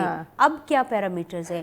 اب اس کا زر، اس کا قصر، اس کا محل اور اس کی کار. آدمی کے لیے آپ نے مثلا فلاں بڑا آدمی ہے، اس کے پاس بڑا گھر ہے، زیادہ انکم ہے، بڑی گاڑی ہے، اس کے پاس زیادہ سہولیات ہیں. آپ نے شخصی شرافت کو، جو انڈیویژولی ایک آدمی کی اپنی کوالٹیز تھیں، ان کو تو آپ نے پیچھے کر دیا ہوا ہے. تو اچھا، ہم یہ جو جتنے بھی یہ مادیت کی چیزیں، ان کی وجہ سے انسان میں کہیں وہ تکبر بھی آ گیا.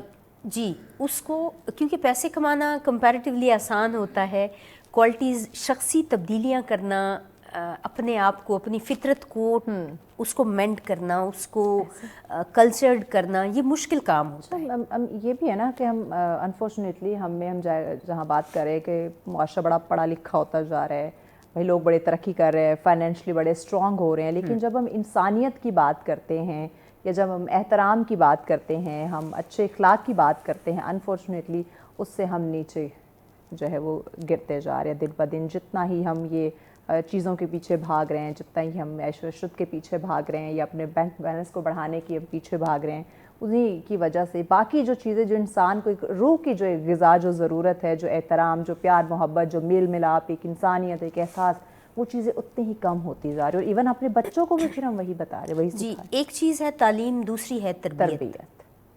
اس کے بغیر، یہ دونوں ایک دوسرے کے بغیر ادھورے ہیں.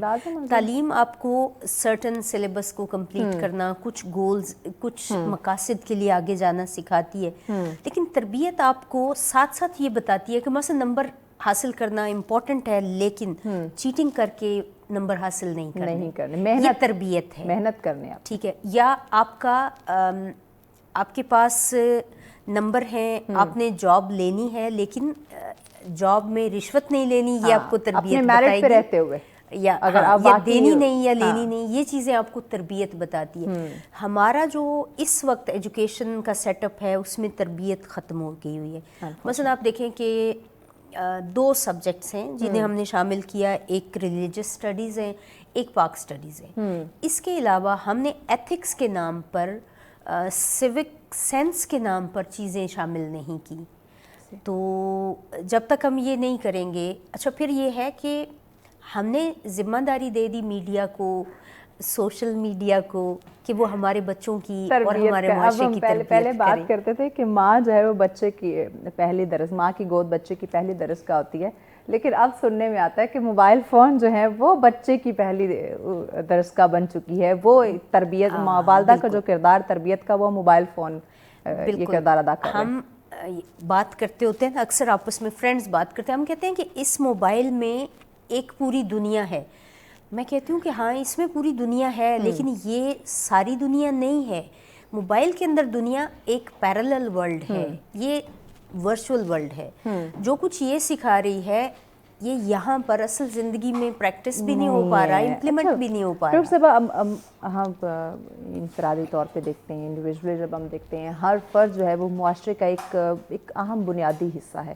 تو سب سے پہلے اپنے آپ سے اپنی اصلاح کرنے سے ہم شروع کیسے کریں کہ ہم اگر خود کو بدل لیں گے تو معاشرہ جو ہے وہ آٹومیٹکلی بدلنا شروع ہو جائے گا. لیکن ہم معاشرے کی اصلاح کرنے پہ فوکس کرتے ہیں لیکن اپنے آپ کو بدلنے کے لیے ہم تیار نہیں. تو خود کو بدلنے کی ایفرٹ ہم کیسے کریں؟ اپنے آپ سے بدلاؤ، اپنے اندر مثبت تبدیلی آئیں گے تو معاشرے میں پھر خود بخود آنا شروع ہو جائیں گے. ہر انسان اگر یہ کرنا شروع کر دے تو بٹ ہاؤ؟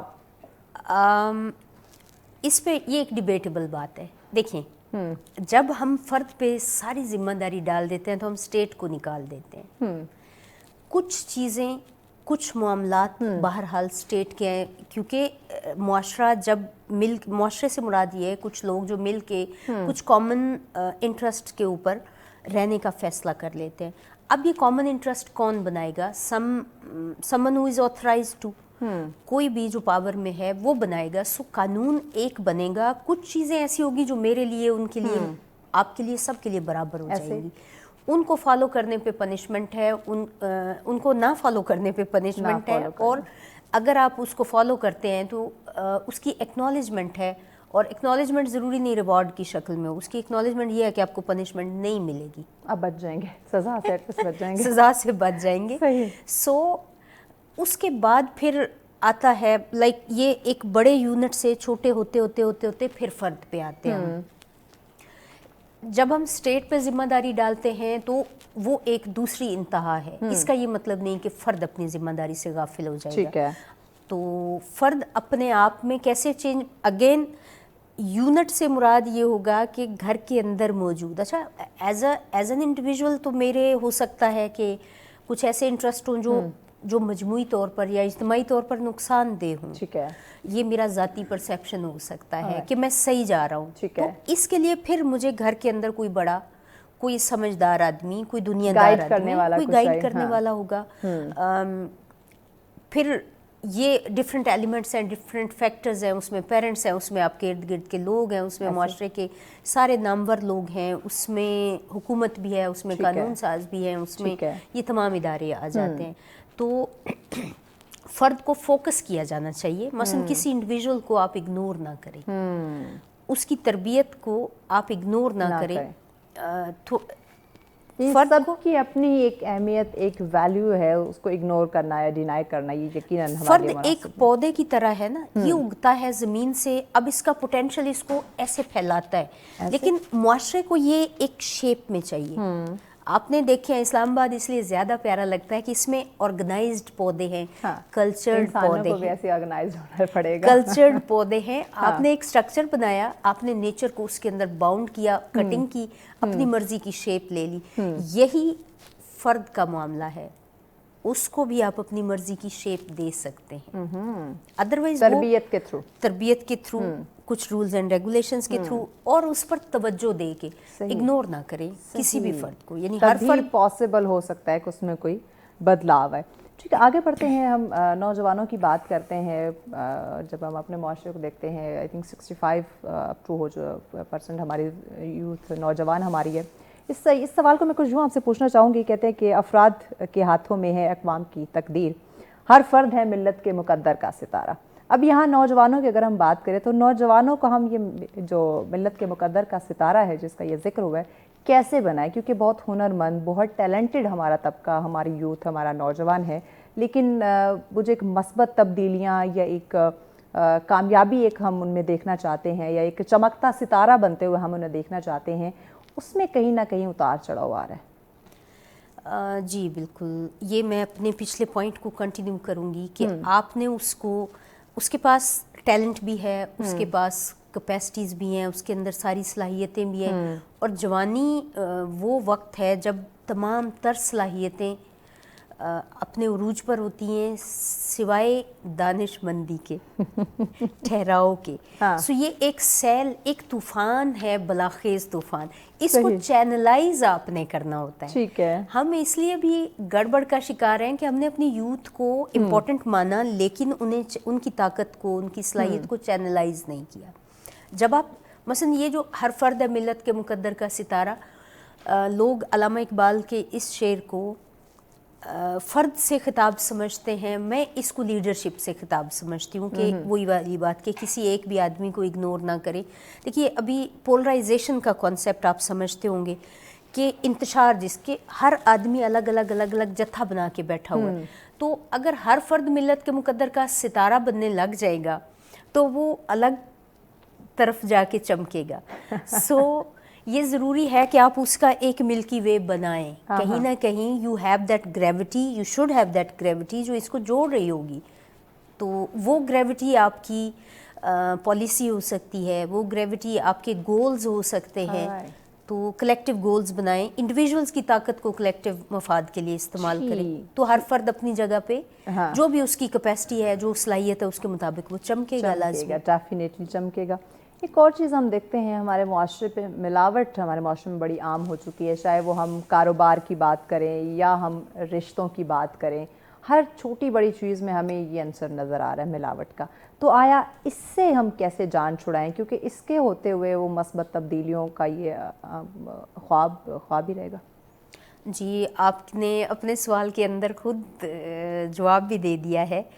मिलावट से मुराद ये है कि थोड़ी सी भी आपने किसी भी और चीज़ की मिलावट कर दी है, अगर आपने एक नीयत की है और उसके अंदर खोट है, हमारे पास तो ये कॉन्सेप्ट भी है ना कि नीयत पर डिपेंड कर रहा होता है चीज़ों का।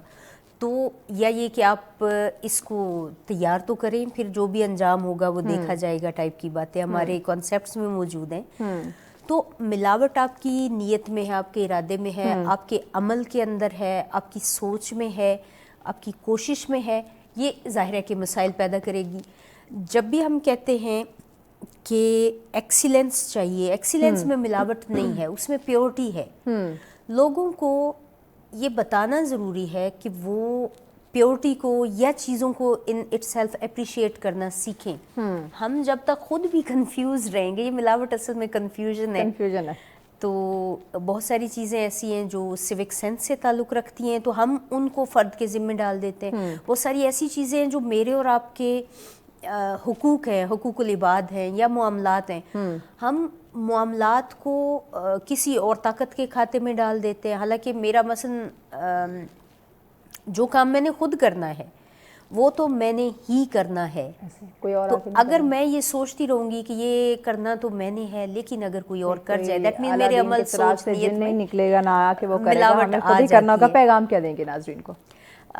पैगाम ये है जी कि सारे काम स्टेट नहीं करती है, अनफॉर्चुनेटली हमारे पास ये चीज़ मौजूद नहीं।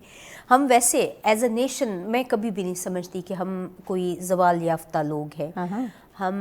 हम आप देखिए हमारे जितने भी नेकी के और खैरात के हवाले से, चैरिटी के जितने आप मामलात देखते हैं, हमें ना सिर्फ एक आवाज़ की ज़रूरत पड़ती है और हम निकल आते हैं। तो अभी वो है ना, वो थोड़ा वो एहसास कहीं ना कहीं अंदर है हमें, वो इंसानियत अभी भी कहीं ना कहीं, बस हमें ज़्यादा है। देखिए मेरे और आपके बयानिए में ये फर्क, आप कहते हैं कहीं ना कहीं, मैं कहती हूँ कि हमें ये ज़्यादा है। तो समटाइम्स हमें उस आवाज़ का इंतज़ार नहीं करना चाहिए। We should make it A part of our life, a way of our life to be good. ये हमारा मोटो होना चाहिए। Thank you so much doctor साहब, वक्त दिया आपने। लेकिन नाज़रीन इंतहाई अहम टॉपिक था, मज़ीद भी इस पर डिस्कशन हो सकती है, लेकिन कुछ सीधा पॉइंट्स हमारे सामने आ गए। देखिए हम माशरे में तब्दीलियाँ लाना चाहते हैं तो हमें पहले अपने आप को खुद बदलने की तरफ जाना होगा। ये ब्लेम गेम के सिलसिले जो हैं वो यकीनन इससे हमें निकलने की ज़रूरत है। अच्छा सोचें, अच्छा करें, तो आपके साथ भी यकीनन अच्छा ही होगा। हम कहीं नहीं जा रहे, एक शॉर्ट ब्रेक ले रहे हैं, ब्रेक के बाद अगला टॉपिक इन डिटेल डिस्कस करते हैं, साथ रहिए। वेलकम बैक नाज़रीन, आप देख रहे हैं सच सवेरा। आज का तीसरा और आखिरी टॉपिक हमारा ये भी बहुत अहम है। अगर आज पूरा प्रोग्राम देखा जाए तो यकीनन बहुत ही अहम है। और आज का प्रोग्राम आप रिपीट भी देख सकेंगे, हमारे यूट्यूब चैनल पे ये मौजूद होगा पूरा प्रोग्राम। आज का तीसरा टॉपिक हमारा खिदमत खल्क के हवाले से, जैसे हम तालीम पे बात कर रहे हैं, फिर हम मुआशरे की बात कर रहे हैं, अभी ये एक उसी की कड़ी है खिदमत खल्क। देखिए, हम जब हम बात करते हैं कि अल्लाह की मखलूक की खिदमत करना, अल्लाह की मखलूक के लिए आसानियाँ बांटना, कोई अगर मसले में कोई मुश्किलात में है उनको हल करने की कोशिश करना, तो यकीनन अल्लाह पाक आपके लिए राहें जो है वो हमवार करता चल जाता है। आपको पता ही नहीं हो चलता कि कैसे आपकी किसी कोई मसला मसाइल, कोई परेशानी थी, कोई मुश्किलात थी, कोई ऐसा काम जो बड़े पुराने कोई कहने सदियों से कह लें कि रुका हुआ था, वो हल हो जाता है। तो ये तभी होता है जब आप अल्लाह के बंदों की खिदमत करते हैं। लेकिन अब कैसे ये जज्बा है, अब कैसे ये जज्बा पैदा कर सकते हैं और ये पुरअमन मुआशरे की तरफ कैसे आपको लेके जाता है? जब आप अल्लाह के बंदों की खिदमत करते हैं, खिदमत खल्क एक जज्बा आप में होता है, तो इसकी वजह से मुआशरा कैसे पुरअमन हो सकता है, मुआशरे पे इसके मस्बत असरात क्या हो सकते हैं, ये कैसे मुरतब हो सकते हैं, ये आज हम जानते हैं। इस पर डिस्कशन के लिए मेहमान हमें ज्वाइन कर चुके हैं जी। आप सियासी और समाजी रहनुमा हैं जी। अंसर अब्बास हमारे साथ है। अस्सलाम वालेकुम जी। बहुत शुक्रिया अंसर साहब, वक्त दिया आपने। अंसर साहब, इंसानियत की फ़लाह व बहबूद के लिए, इंसानियत की खिदमत के लिए यकीनन ये खिदमत खल्क एक ये बहुत बड़ा जज्बा है। आया अब इस पे अमल कैसे किया जाए, कैसे लोगों में या हर इंसान में ये जज्बा पैदा होना चाहिए, लेकिन किस तरह से इसका आगाज़ हो सकता है? कैसे समझ सकते हैं कि एक बहुत बड़ा जज्बा है और हमें इस पे ज़रूर काम करना चाहिए?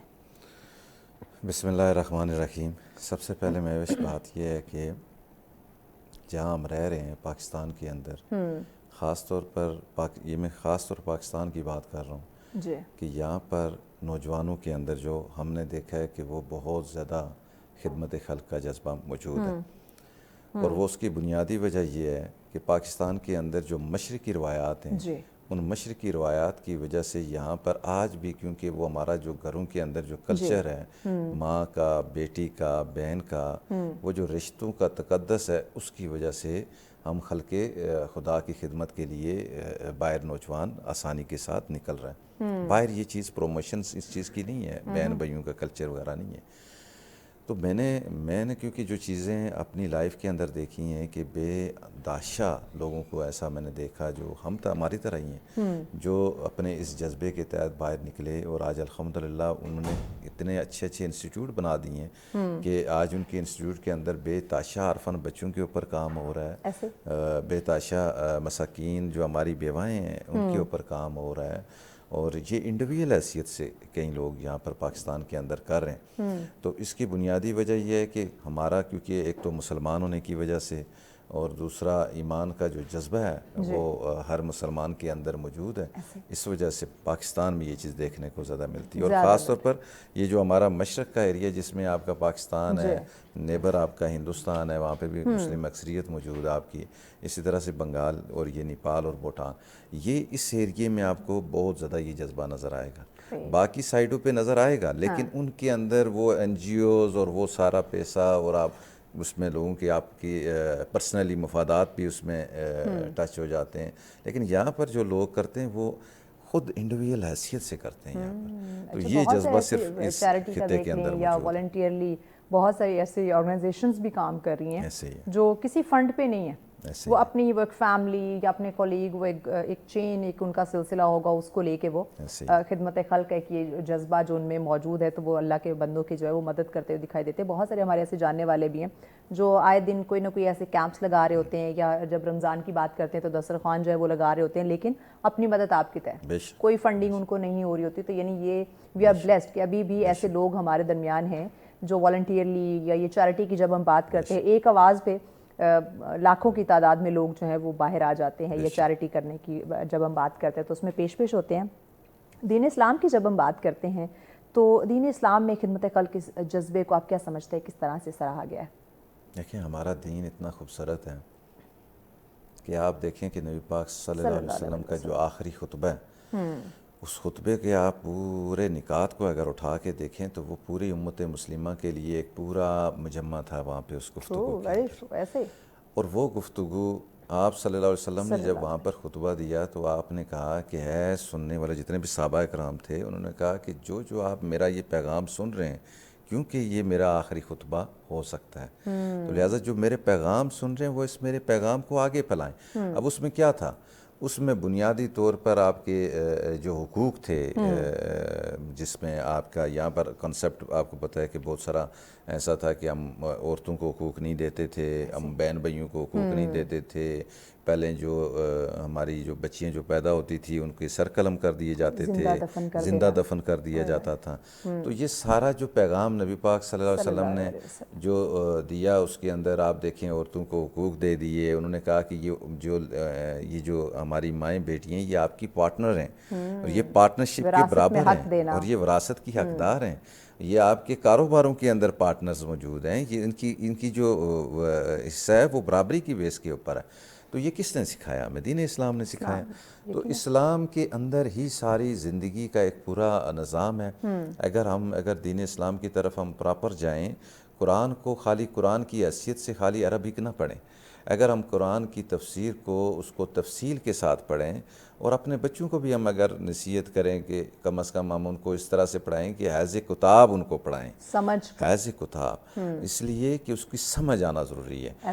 جب ہم سمجھ جائیں گے کہ قرآن کو ہم نے پڑھ لیا تو یقین مانیں کہ سائنس آج تک صرف ایک زمین کو دریافت کر سکی ہے. سائنس آج تک صرف ایک سیارے کو دریافت کر سکی ہے، اس سے آگے نہیں جا سکی. وہ ساتوں زمین ساتوں آسمان ابھی بڑا دور ہے کہاں. تو یہ قرآن نے 1400 سال پہلے یہ ساری چیزیں بتا دی، واضح کر دی ہیں. تو اسی کے اندر ہی ہماری اسی کتاب کے اندر ہی اللہ تعالیٰ نے سیدھا راستہ دے دیا.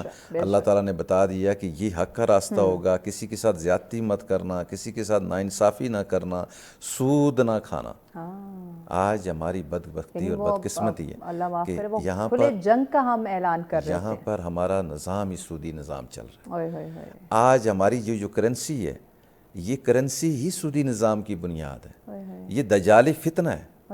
یہ جس کرنسی کے اوپر ہم کام کر رہے ہیں، ٹریڈنگ کر رہے ہیں، یہ دجالی فتنہ ہے. لیکن ہم اور ہمیں فتنہ دیکھیں، ہمیں ٹریڈنگ کرنی چاہیے تھی نبی کی سنت کے اوپر، ہمیں ٹریڈنگ کرنی چاہیے تھی چاندی کے اوپر، ہمیں ٹریڈنگ کرنی چاہیے تھی گولڈ کے اوپر، ہمیں ٹریڈنگ کرنی چاہیے تھی معدنیات کے اوپر. یہ انصر صاحب تب پتہ ہوتا ہے نا جب ہم اسلام کو یا قرآن کو پڑھتے اور سمجھتے تو ہمیں پتہ ہوتا کہ آیا ہمیں تجارت جو ہے وہ کن چیزوں پہ کرنے کا حکم دیا گیا اور کیسے کرنی ہے. ایسے ہی تو ہمیں پتہ چلتا. اور یہ بھی پھر وہ ساری چیزیں خدمت خلق میں آ جاتی ہیں کہ اگر آپ کو نفع چاہیے تو وہ کتنے % اور کتنا مارجن رکھ کے آپ نے کرنا ہے اور کس طرح سے آپ نے کام کرنا ہے. آج دیکھیں نا بینک انٹرسٹ جس کو ہم بولتے ہیں یہ کیا ہے؟ ہم اپنے لوگوں کو کس طرف لے کے جا رہے ہیں؟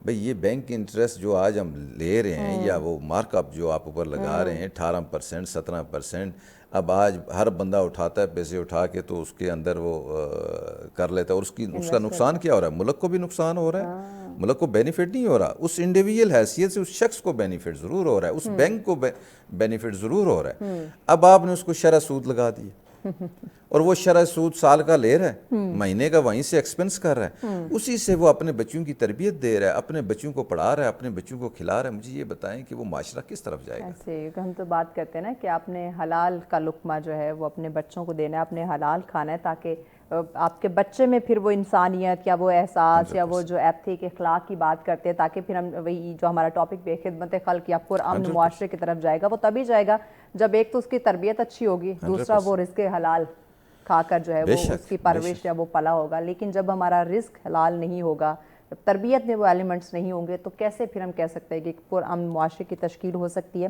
ایک اور چیز جو ہمیں معاشرے میں بہت دیکھنے کو ملتی ہے، ایک گروہی تقسیم، گروہ بندی، فرقہ واریت. ہر انسان جو ہے نا وہ اپنے اپنے مختلف طبقوں میں بھٹکا ہوا ہے، ہر انسان نے اپنی اپنی کوئی نہ کوئی پارٹی بنا رکھی ہے. ہم بحیثیت مسلمان، بحیثیت پاکستانی، ہمارا سب کا ایک ہی موٹو ہونا چاہیے کہ ہم نے کامیاب ہونا ہے، ہم نے اس ملک کو کامیاب کرنا ہے یا ہم نے انسانیت کی خدمت کرنی ہے. لیکن یہاں پہ جو ایک تقسیم ہے، گروہ بندی، ایک گروپ، ایک جو پارٹی بازی ہو رہی ہے، آیا اس پہ ہم کیسے قابو پا سکتے ہیں؟ دیکھیں نبی پاک صلی اللہ علیہ وسلم، میں نے اسی ٹاپک پہ آ جاتا ہوں کہ نبی پاک صلی اللہ علیہ وسلم کے آخری خطبے کے اندر جو مین خطبے کے اندر جو بریک لینی ہے، جی لے لیں، بریک کے بعد اس پہ بات کرتے ہیں. بڑا اہم پوائنٹ ہے یہ، اس پہ یقیناً ناظرین ڈیٹیل ہم جانتے ہیں کہ کیسے یہ جو گروہی تقسیم ہے اس پہ قابو پایا جائے، کیونکہ یہ بھی معاشرے میں انتشار کی ایک وجہ بن رہی ہے. تو ان ڈیٹیل جانتے ہیں لیکن اس بریک کے بعد ساتھ رہیے. ویلکم بیک ناظرین، آپ دیکھ رہے ہیں سچ سویرا، آج کا تیسرا اور آخری ٹاپک جس میں ہم بات کریں خدمت خلق اور پرامن معاشرہ. دیکھیں جب آپ اللہ کے بندوں کی مدد کرتے ہیں، جب آپ ان کی خدمت کرتے ہیں، جب آپ ان کے مسئلے مسائل کو حل کرنے کی کوشش کرتے ہیں تو معاشرے میں آٹومیٹکلی جو ہے وہ امن آنا شروع ہو جاتا ہے. اور امن کی تشکیل کے لیے ضروری ہے کہ ہم میں یہ خدمت خلق کا جذبہ موجود ہو. لیکن کیسے؟ یہ بہت بڑا سوال ہے. اسی پہ بات کریں. انصر صاحب ہمارے ساتھ. انصر صاحب بات ہم کر رہے ہیں معاشرے کی، پرامن معاشرے کی بات کر رہے ہیں، ساتھ ہی ساتھ خدمت خلق کی بات کر رہے ہیں. وہیں پہ ایک اور ایلیمنٹ جو ہمیں معاشرے میں دیکھنے کو ملتا ہے، گروہی تقسیم. اس پہ قابو کیسے پایا جائے؟ آپ بتا رہے تھے. دیکھیں، جو میں نے پہلے بھی کہا کہ نبی پاک صلی اللہ علیہ وسلم کا جو آخری خطبہ تھا اس کے اندر جو سب سے زیادہ انہوں نے فوکس کیا تھا وہ فرقہ واریت، یہ جو فرقے جو تھے ان کے اوپر تھا. اور انہوں نے کہا تھا کہ اے میری امت، آپ لوگوں نے فقوں میں نہیں پڑھنا. اچھا، یہ فقے یہ کہاں سے بنے؟ اچھا، نبی پاک صلی اللہ علیہ وسلم نے کہہ دیا. ہاں بالکل، ہمیں تو امپلیمنٹ کرنی چاہیے تھی نبی کی سنت کے اوپر. ایسے لیکن بدبختی کے ساتھ، بدقسمتی کے ساتھ، جب یہ جو ہمارے نبی کے دور جب گزرے نا، اس کے بعد کتب کاتبین کے دور گزرے، پھر اولیاء اکرام اور فقراء کے دور گزرے، صوفیزم کا جو دور اس کو ہم کہتے ہیں، ہم نے صوفیزم کو چھوڑ دیا. اب جتنا بھی آپ اس خطے کے اندر دین کو آپ دیکھیں گے، جو پھیلاؤ ہے وہ ٹوٹلی اس ایشیا کے اندر جو پھیلاؤ تھا یا یورپ کے اندر جو پھیلاؤ تھا وہ صوفیزم نے پھیلایا تھا.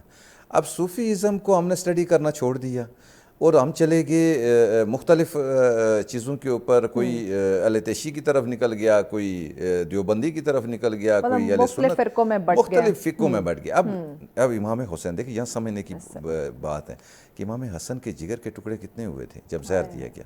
جب انہیں زہر دیا گیا تو اس ٹائم 71 سے 72 ٹکڑے ہوئے. اب روایت کئی جگہ پہ کئی علماء کہتے ہیں کہ جی اس ٹائم کیونکہ امام حسن کے جو 71-72 ٹکڑے ہوئے تو یہ فقوں کے بارے میں اس ٹائم بتا دیا گیا تھا پہلے ہی کہ یہ 71-72 فرقے جائیں گے. اب ضروری نہیں یہ سارے ان میں سے جنتی ہیں. خود نبی پاک صلی اللہ علیہ وسلم نے کہا کہ ایک فقہ ہوگا کہ جو جنت میں جائے گا، جو صرف نبی پاک صلی اللہ علیہ وسلم کے سنت کی پیروی کرے گا اور اہل بیت کی وفاداری کرے گا. یا جس نے اہل بیت سے بغض رکھا وہ بھی دوسری طرف نکل گیا، اور جس نے نبی کی سنت کے اوپر پیروی نہیں کی وہ بھی دوسری طرف نکل گیا. تو اس کی وجہ سے آج فرقہ واریت دونوں میں رسوا ہے. آپ کو کہیں بھی جو ہے وہ آپ فلاح میں یا آپ کہہ لیں کہ ایک رائے راست پہ یا کامیابی میں یا نفع میں آپ نہیں رہ سکتے. ایک اور چیز کہتے ہیں نا، اپنے لیے تو جیتے ہیں سب مگر ہے زندگی کا مقصد اوروں کے کام آنا. یہ اگر لفظ یا یہ جملہ، یہ جو لائن اگر ہم سمجھ لیں کہ اپنے لیے تو ہر کوئی جینا چاہتا ہے یا جیتے بھی ہیں، لیکن اگر ہم اپنی تخلیق کا یا اپنی زندگی کا ہم مقصد جان لیں کہ اللہ، وہی بات خدمت خلق، کہ اللہ کے بندوں کے کام آنا، اوروں کے کام آنا، اوروں کے لیے جینا. اصل زندگی تو یہ ہے. یہاں ہم کہتے ہیں میرا یہ، میرا وہ، میں نے ایسا کرنا ہے، میں نے ویسے کرنا ہے، میں نے فلاں امپائر بنانا ہے، میں نے فلاں کامیابی حاصل کرنی ہے. کوئی ہمارا کیوں نہیں کہتا کہ ہم نے یہ کرنا ہے؟ اس طرف ہم کیوں نہیں آ رہے؟ اصل میں بہت اچھا سوال آپ کا. میں رمضان المبارک میں اس دفعہ بہت ساری جگہوں پہ میں نے وزٹ کیے. صحیح. ہر بندے کی خواہش ہوتی ہے کہ میں رمضان میں یا کوئی بڑا دن اس پاکستان میں کوئی آتا ہے تو یہاں پر لوگ بڑھ چڑھ کے نکلتے ہیں. اچھا، یہ جو لوگ نکل رہے ہیں اس میں پرانے لوگ کم ہیں. ہم نے اس دفعہ جو دیکھا نا رمضان کے اندر، وہ ٹوٹلی نوجوان طبقہ دیکھا اور وہ لوگ دیکھے جو پڑھا لکھا طبقہ تھا. کیا بات. اب وہ کیا کرتے تھے؟ انہوں نے اپنی دوستوں کی ایک ٹیم بنائی اور انہوں نے منتھلی ایک پیکج بنایا. انہوں نے کہا جی صبح بھی ہم نے یہ سحری بھی کروانی ہے اور رات کی جو ہے ہم نے افطار بھی کروانا ہے. اور یہ 30 دن کا انہوں نے ایک پیکج بنا کے تو ایک جگہ فکس کر لی، ایک جگہ ایریا پکڑ لیا، وہاں دیکھا 100-200 بندے افطار اگر کر سکتے ہیں تو ہم ان کو کرائیں. کیا بات. یہ تو خدمت ہوئی مل جل کے. اب ذاتی طور پہ جن لوگوں نے انڈیویجول اپنا نام دیا اور وہ لوگ کہتے ہیں جو کہ ہم انڈیویجلی طور پہ کر رہے ہیں، تو انڈیویجلی کوئی بھی ادارہ نہیں چل سکتا، خدمت نہیں کی جا سکتی. اس کی بنیادی وجہ یہ ہے کہ آپ کو اس کے لیے بجٹ چاہیے. آپ اس کے لیے فنڈ اکٹھا کریں گے. آپ چھوٹا سا بھی ایک پروجیکٹ آپ کریں نا جی، آرفن بچوں کے اوپر ہی کر لیں، 100-200 کے اوپر. جس طرح سویٹ ہوم ہے، سویٹ ہوم میں آپ کو پوری دنیا سے آپ کو فنڈنگ بھی ہو رہی ہے، انٹرنیشنلی فنڈنگ بھی ہو رہی ہے، پاکستان کی بھی فنڈنگ ہو رہی ہے، اور بہت سارے مخیر حضرات جس میں آصف صاحب کو جانتا ہوں کہ ان کا سال کا 9 کروڑ روپیہ جاتا ہے سویٹ ہوم میں ذاتی حیثیت سے. تو اس طرح کے بے تاشا ایسے لوگ ہیں مخیر حضرات جو سویٹ ہوم کو سپورٹ کرتے ہیں اور ان بچوں کی پرورش کے لیے، ان کی ایجوکیشن کے لیے وہاں پہ جاتا ہے. اب یہاں ایک چیز دیکھنے والی ہے، جب یہ اتنی کیلکولیشن سے اداروں کو پیسے آتے ہیں نا، यहाँ से हिसाब होना है, अल्लाह और उस बंदे का निज़ाम शुरू हो जाता है। ये बात इसके बाद अगर वो बंदा कोई भी हो, वो बंदा यहाँ पर अगर गड़बड़ करके अपने एम्पायर खड़ा कर रहा हो, अपने बंगले बना रहा हो, अपने लिए प्राडो और जेड एक्सें खरीद रहा हो, तो डेफिनेटली उसने अल्लाह को हिसाब देना है, क्योंकि ऐसे, वो उसने दूसरों वो का पैसा हक उस खा रहा है। गरीब का हक जो है वो क्योंकि मारना वो तो शुरू हो गया। अमानत के तौर पे उसके ऐसे पास ही। आया था ना, ऐसे ही अमानत है। में खयानत करी उसने। इस मुल्क के अंदर इस तरह के मामलात ज़्यादा हैं। ओए होए, ये जो खयानत के मामलात हैं ना, ये ज़्यादा हैं। मैं छोटी सी मिसाल एक देता हूँ। मैं 2-4 लंगर चला रहा था मुख्तलिफ जगहों पे। मैंने 1-2 बंदों को टेस्ट करने के लिए मैंने किया कि मैंने कहा चलो मैं इनको एक चेक कर लेता हूँ। अच्छा मैंने उनको चेक करने का एक तरीका ढूंढा, टेस्टर भी जरूरी होते हैं। चेक करने का ढूंढा, क्योंकि मैं रूहानियत को बहुत ज़्यादा लाइक करता हूँ। रूहानियत के अंदर मेरी बहुत सारी चीज़ें हैं, वर्क है, इसके अंदर मैं लगा हुआ हूँ, हाँ, और अल्लाह मुझे उसमें कामयाबी दे। जबरदस्त। मेरे अंदर बार बार वो चीज़ आए कि नहीं यार ये बंदा मेरे से चीटिंग कर रहा है। अच्छा मैंने अचानक उसको कह दिया कि आज मैं खुद आऊँगा लंगर खाने पे। ओके, मैंने उससे पूछा, जब मैंने उसको पेमेंट की तो उसने मुझे कहा कि इतने लोग होंगे। मैं एक मिसाल दे रहा हूँ मैं आपको। तो जब मैं उस जगह पे पहुंचा तो वहाँ पर वो बंदे मौजूद नहीं थे। अच्छा, तो मुझे इतना सदमा हुआ ओए होए, कि मैंने वो जो मैं हर जुमेरात को जो चीज़ करता था वो चीज़ वहाँ पे मैंने स्टॉप कर दी। ओए होए, अब मैंने ये 2-3 जगहों पे ये काम करके जब फिजिकली किया तो मुझे पता लगा कि ये तो लोग ज़ाती तौर पर उस पैसे को यूज़ करते हैं, यूज करते और अल्लाह और उसके रसूल के नाम पर और लोगों की खिदमत खल्क के नाम पे पैसा लेके आप जब इस तरह के काम करेंगे तो मुझे ये बताएं कि अपने वहाँ पे जाती कौन कामों सी में उसको लगाना शुरू कर दो। ज़ाती कामों के ओए ऊपर। और यही बदबख्ती के साथ, बदकिस्मती के साथ हमारे इस मुल्क में होता ओए है। अगर आज यहाँ पर ज़कात ही सही तरीके के साथ लोग निकालें, मुकम्मल जो उनका मुकम्मल वो जो कहा, तरीक़ेकार है, अगर ज़कात ही निकालें, यकीन माने पाकिस्तान में कोई रात को भूखा नहीं सो नहीं सोएगा। वजह फरमाया आपने। हमने दीन इस्लाम के रास्ते पे चलते चलते अपने आप को दजाली कुफ्तों की तरफ हम लेके चले गए। ऐसे ऐसे आज हमारी जो नई नस्ल है, हमें उसको इस दजाली कुव्वत से बचाना है। आज हमें वो बचाने का तरीका क्या है, हमें उस दजाली कुव्वत से बचने का क्या तरीका है? उसका बचने का मेन तरीका ये है कि आज हम उठते हैं 12 बजे, रात को सोते हैं 4 बजे, 5 बजे सोएंगे तो और यही नबी हाल की होगा। सुन्नत क्या थी कि रात का खाना खाओ 7 बजे और सो जाओ, इशा की नमाज पढ़ो और सो जाओ, रेस्ट करो, ऐसे और सुबह उठो फजर टाइम, अजान के टाइम नमाज पढ़ो और अल्लाह का क्योंकि फजर के टाइम ही अल्लाह रिज़्क बांट रहा होता है। बांट रहा होता है, बिल्कुल। उस टाइम हम घोड़े बिल्कुल, हम बेच के सो रहे हम होते उसी वक्त सोते हैं, जैसे ही अजान होने का वक्त हो रहा होता है, हमें जो है ना वो शैतान अपनी आगोश और में लेना आपने शुरू एक कर चीज़ देता है। नोट की होगी कि जो हमारे इस माशरे में जो इस टाइम जो क्राइम जो बढ़ चुका है, देखें ये बातें आज हम इस टॉपिक पे बैठे हैं तो ये ज़रूरी करना ज़रूरी होगी है कि ताकि किसी की भलाई हो सके। बिल्कुल। आज हमारे वालिदैनों ने अपनी औलादों को देखना छोड़ दिया। जब हम हराम कमा के औलादों को खिलाएंगे तो डेफिनेटली वो औलाद हलाली नहीं हो सकती। उस औलाद ने भी कैसे उम्मीद करें कि वो ऐसा हमारी ही काम इज्जत करना करे। है। आपने मुआशरे के अंदर कितने ऐसे वाक़यात देखे होंगे, ये पिछले वीक का भी वाक़या है, बाप ने बेटे ने बाप को कत्ल कर दिया। क्यों? काफी ऐसी आखिर इंसिडेंट ऐसे हम क्यों हो रहा है? इसकी बुनियादी वजह ये है कि जब मैं खुद आराम कमा रहा हूँगा तो मैं बेटे को तरबियत क्या दे सकूँगा? जैसे को तैसा। मैं नशा कर रहा हूँगा तो मेरा बेटा नशा करेगा, मैं अगर अयाशी कर रहा हूँगा तो डेफिनेटली मेरा बेटा अयाशी करेगा। तो हमें अपने माशरे के सुधार के लिए हमें दीन इस्लाम की तालीम की तरफ जाना पड़ेगा। जाना होगा, बिल्कुल। अनसर साहब, हम वही बात करते हैं कि हम अक्सर देखते हैं कि हम कहते हैं कि बच्चों की गलती है, नौजवानों की गलती है, उनको तरबियत नहीं है।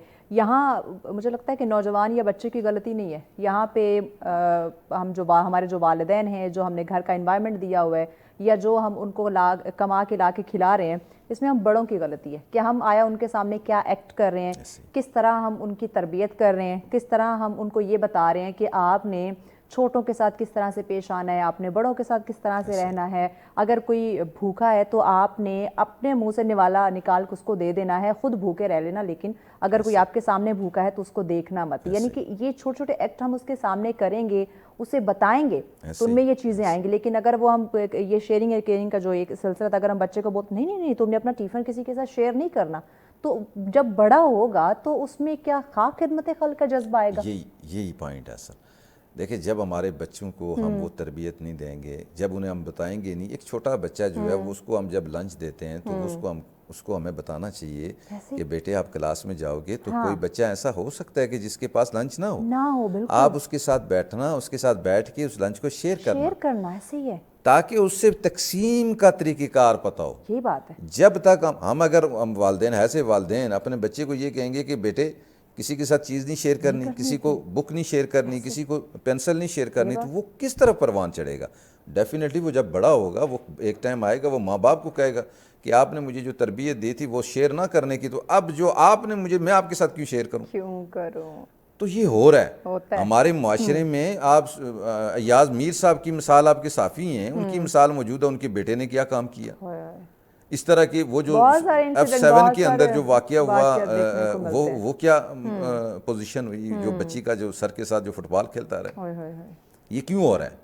ایک تو ہمارے معاشرے کی بگاڑ, دوسرا ہماری نئی نسل آئس کی طرف جو جا رہی ہے, اور ہمارے یونیورسٹی اور کالجز کے اندر جو ڈرگز اس ٹائم چل رہی ہے, اس کے اوپر کوئی پراپر ہمارا لا اینڈ فورسز اس کے اوپر کام نہیں کر رہی ہیں. اس کی بنیادی وجہ کیوں نہیں کام کر رہی ہیں؟ کیونکہ ہماری لا اینڈ فورسز بھی اس کے اندر ملی بھگت کے ساتھ کام کر رہی ہوتی ہیں.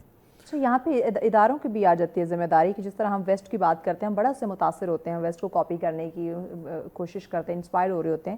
اب وہاں پہ وہ چھوٹے چھوٹے بچوں کو یہ خدمت خلق کے جذبے میں انوالو کر رہے تھے. یعنی کہ اب ہمارے تو اسلام میں اس کو یہ کہ آپ نے انسانیت کی مدد کرنی, کس طرح سے آپ نے خدمت خلق کرنا ہے, لیکن ان کی اپنی کوئی ٹرم ہوگی کہ لوگوں کی مدد کیسے کرنی. وہ ویکلی یا کوئی بھی ان کی ویکیشنز یا کچھ بھی ایسے وہ چھوٹے چھوٹے وقت ایک ٹائم مختص کرتے ہیں کہ وہ بچوں کو باہر لے کے جانا, پارکس میں لے کے جانا یا مارکیٹ میں یا اس طرح سوسائٹی میں نکالنا, کہ وہ چھوٹے چھوٹے ان سے کام کرواتے ہیں تاکہ انہیں پتہ چلے کہ آیا کس طرح سے آپ لوگوں کو سمجھ سکتے ہیں یا ان کی مدد کر سکتے ہیں, یا ایک آپ میں ایک پازیٹیو جو رویہ ہے وہ کیسے پروان چڑھ سکتا ہے.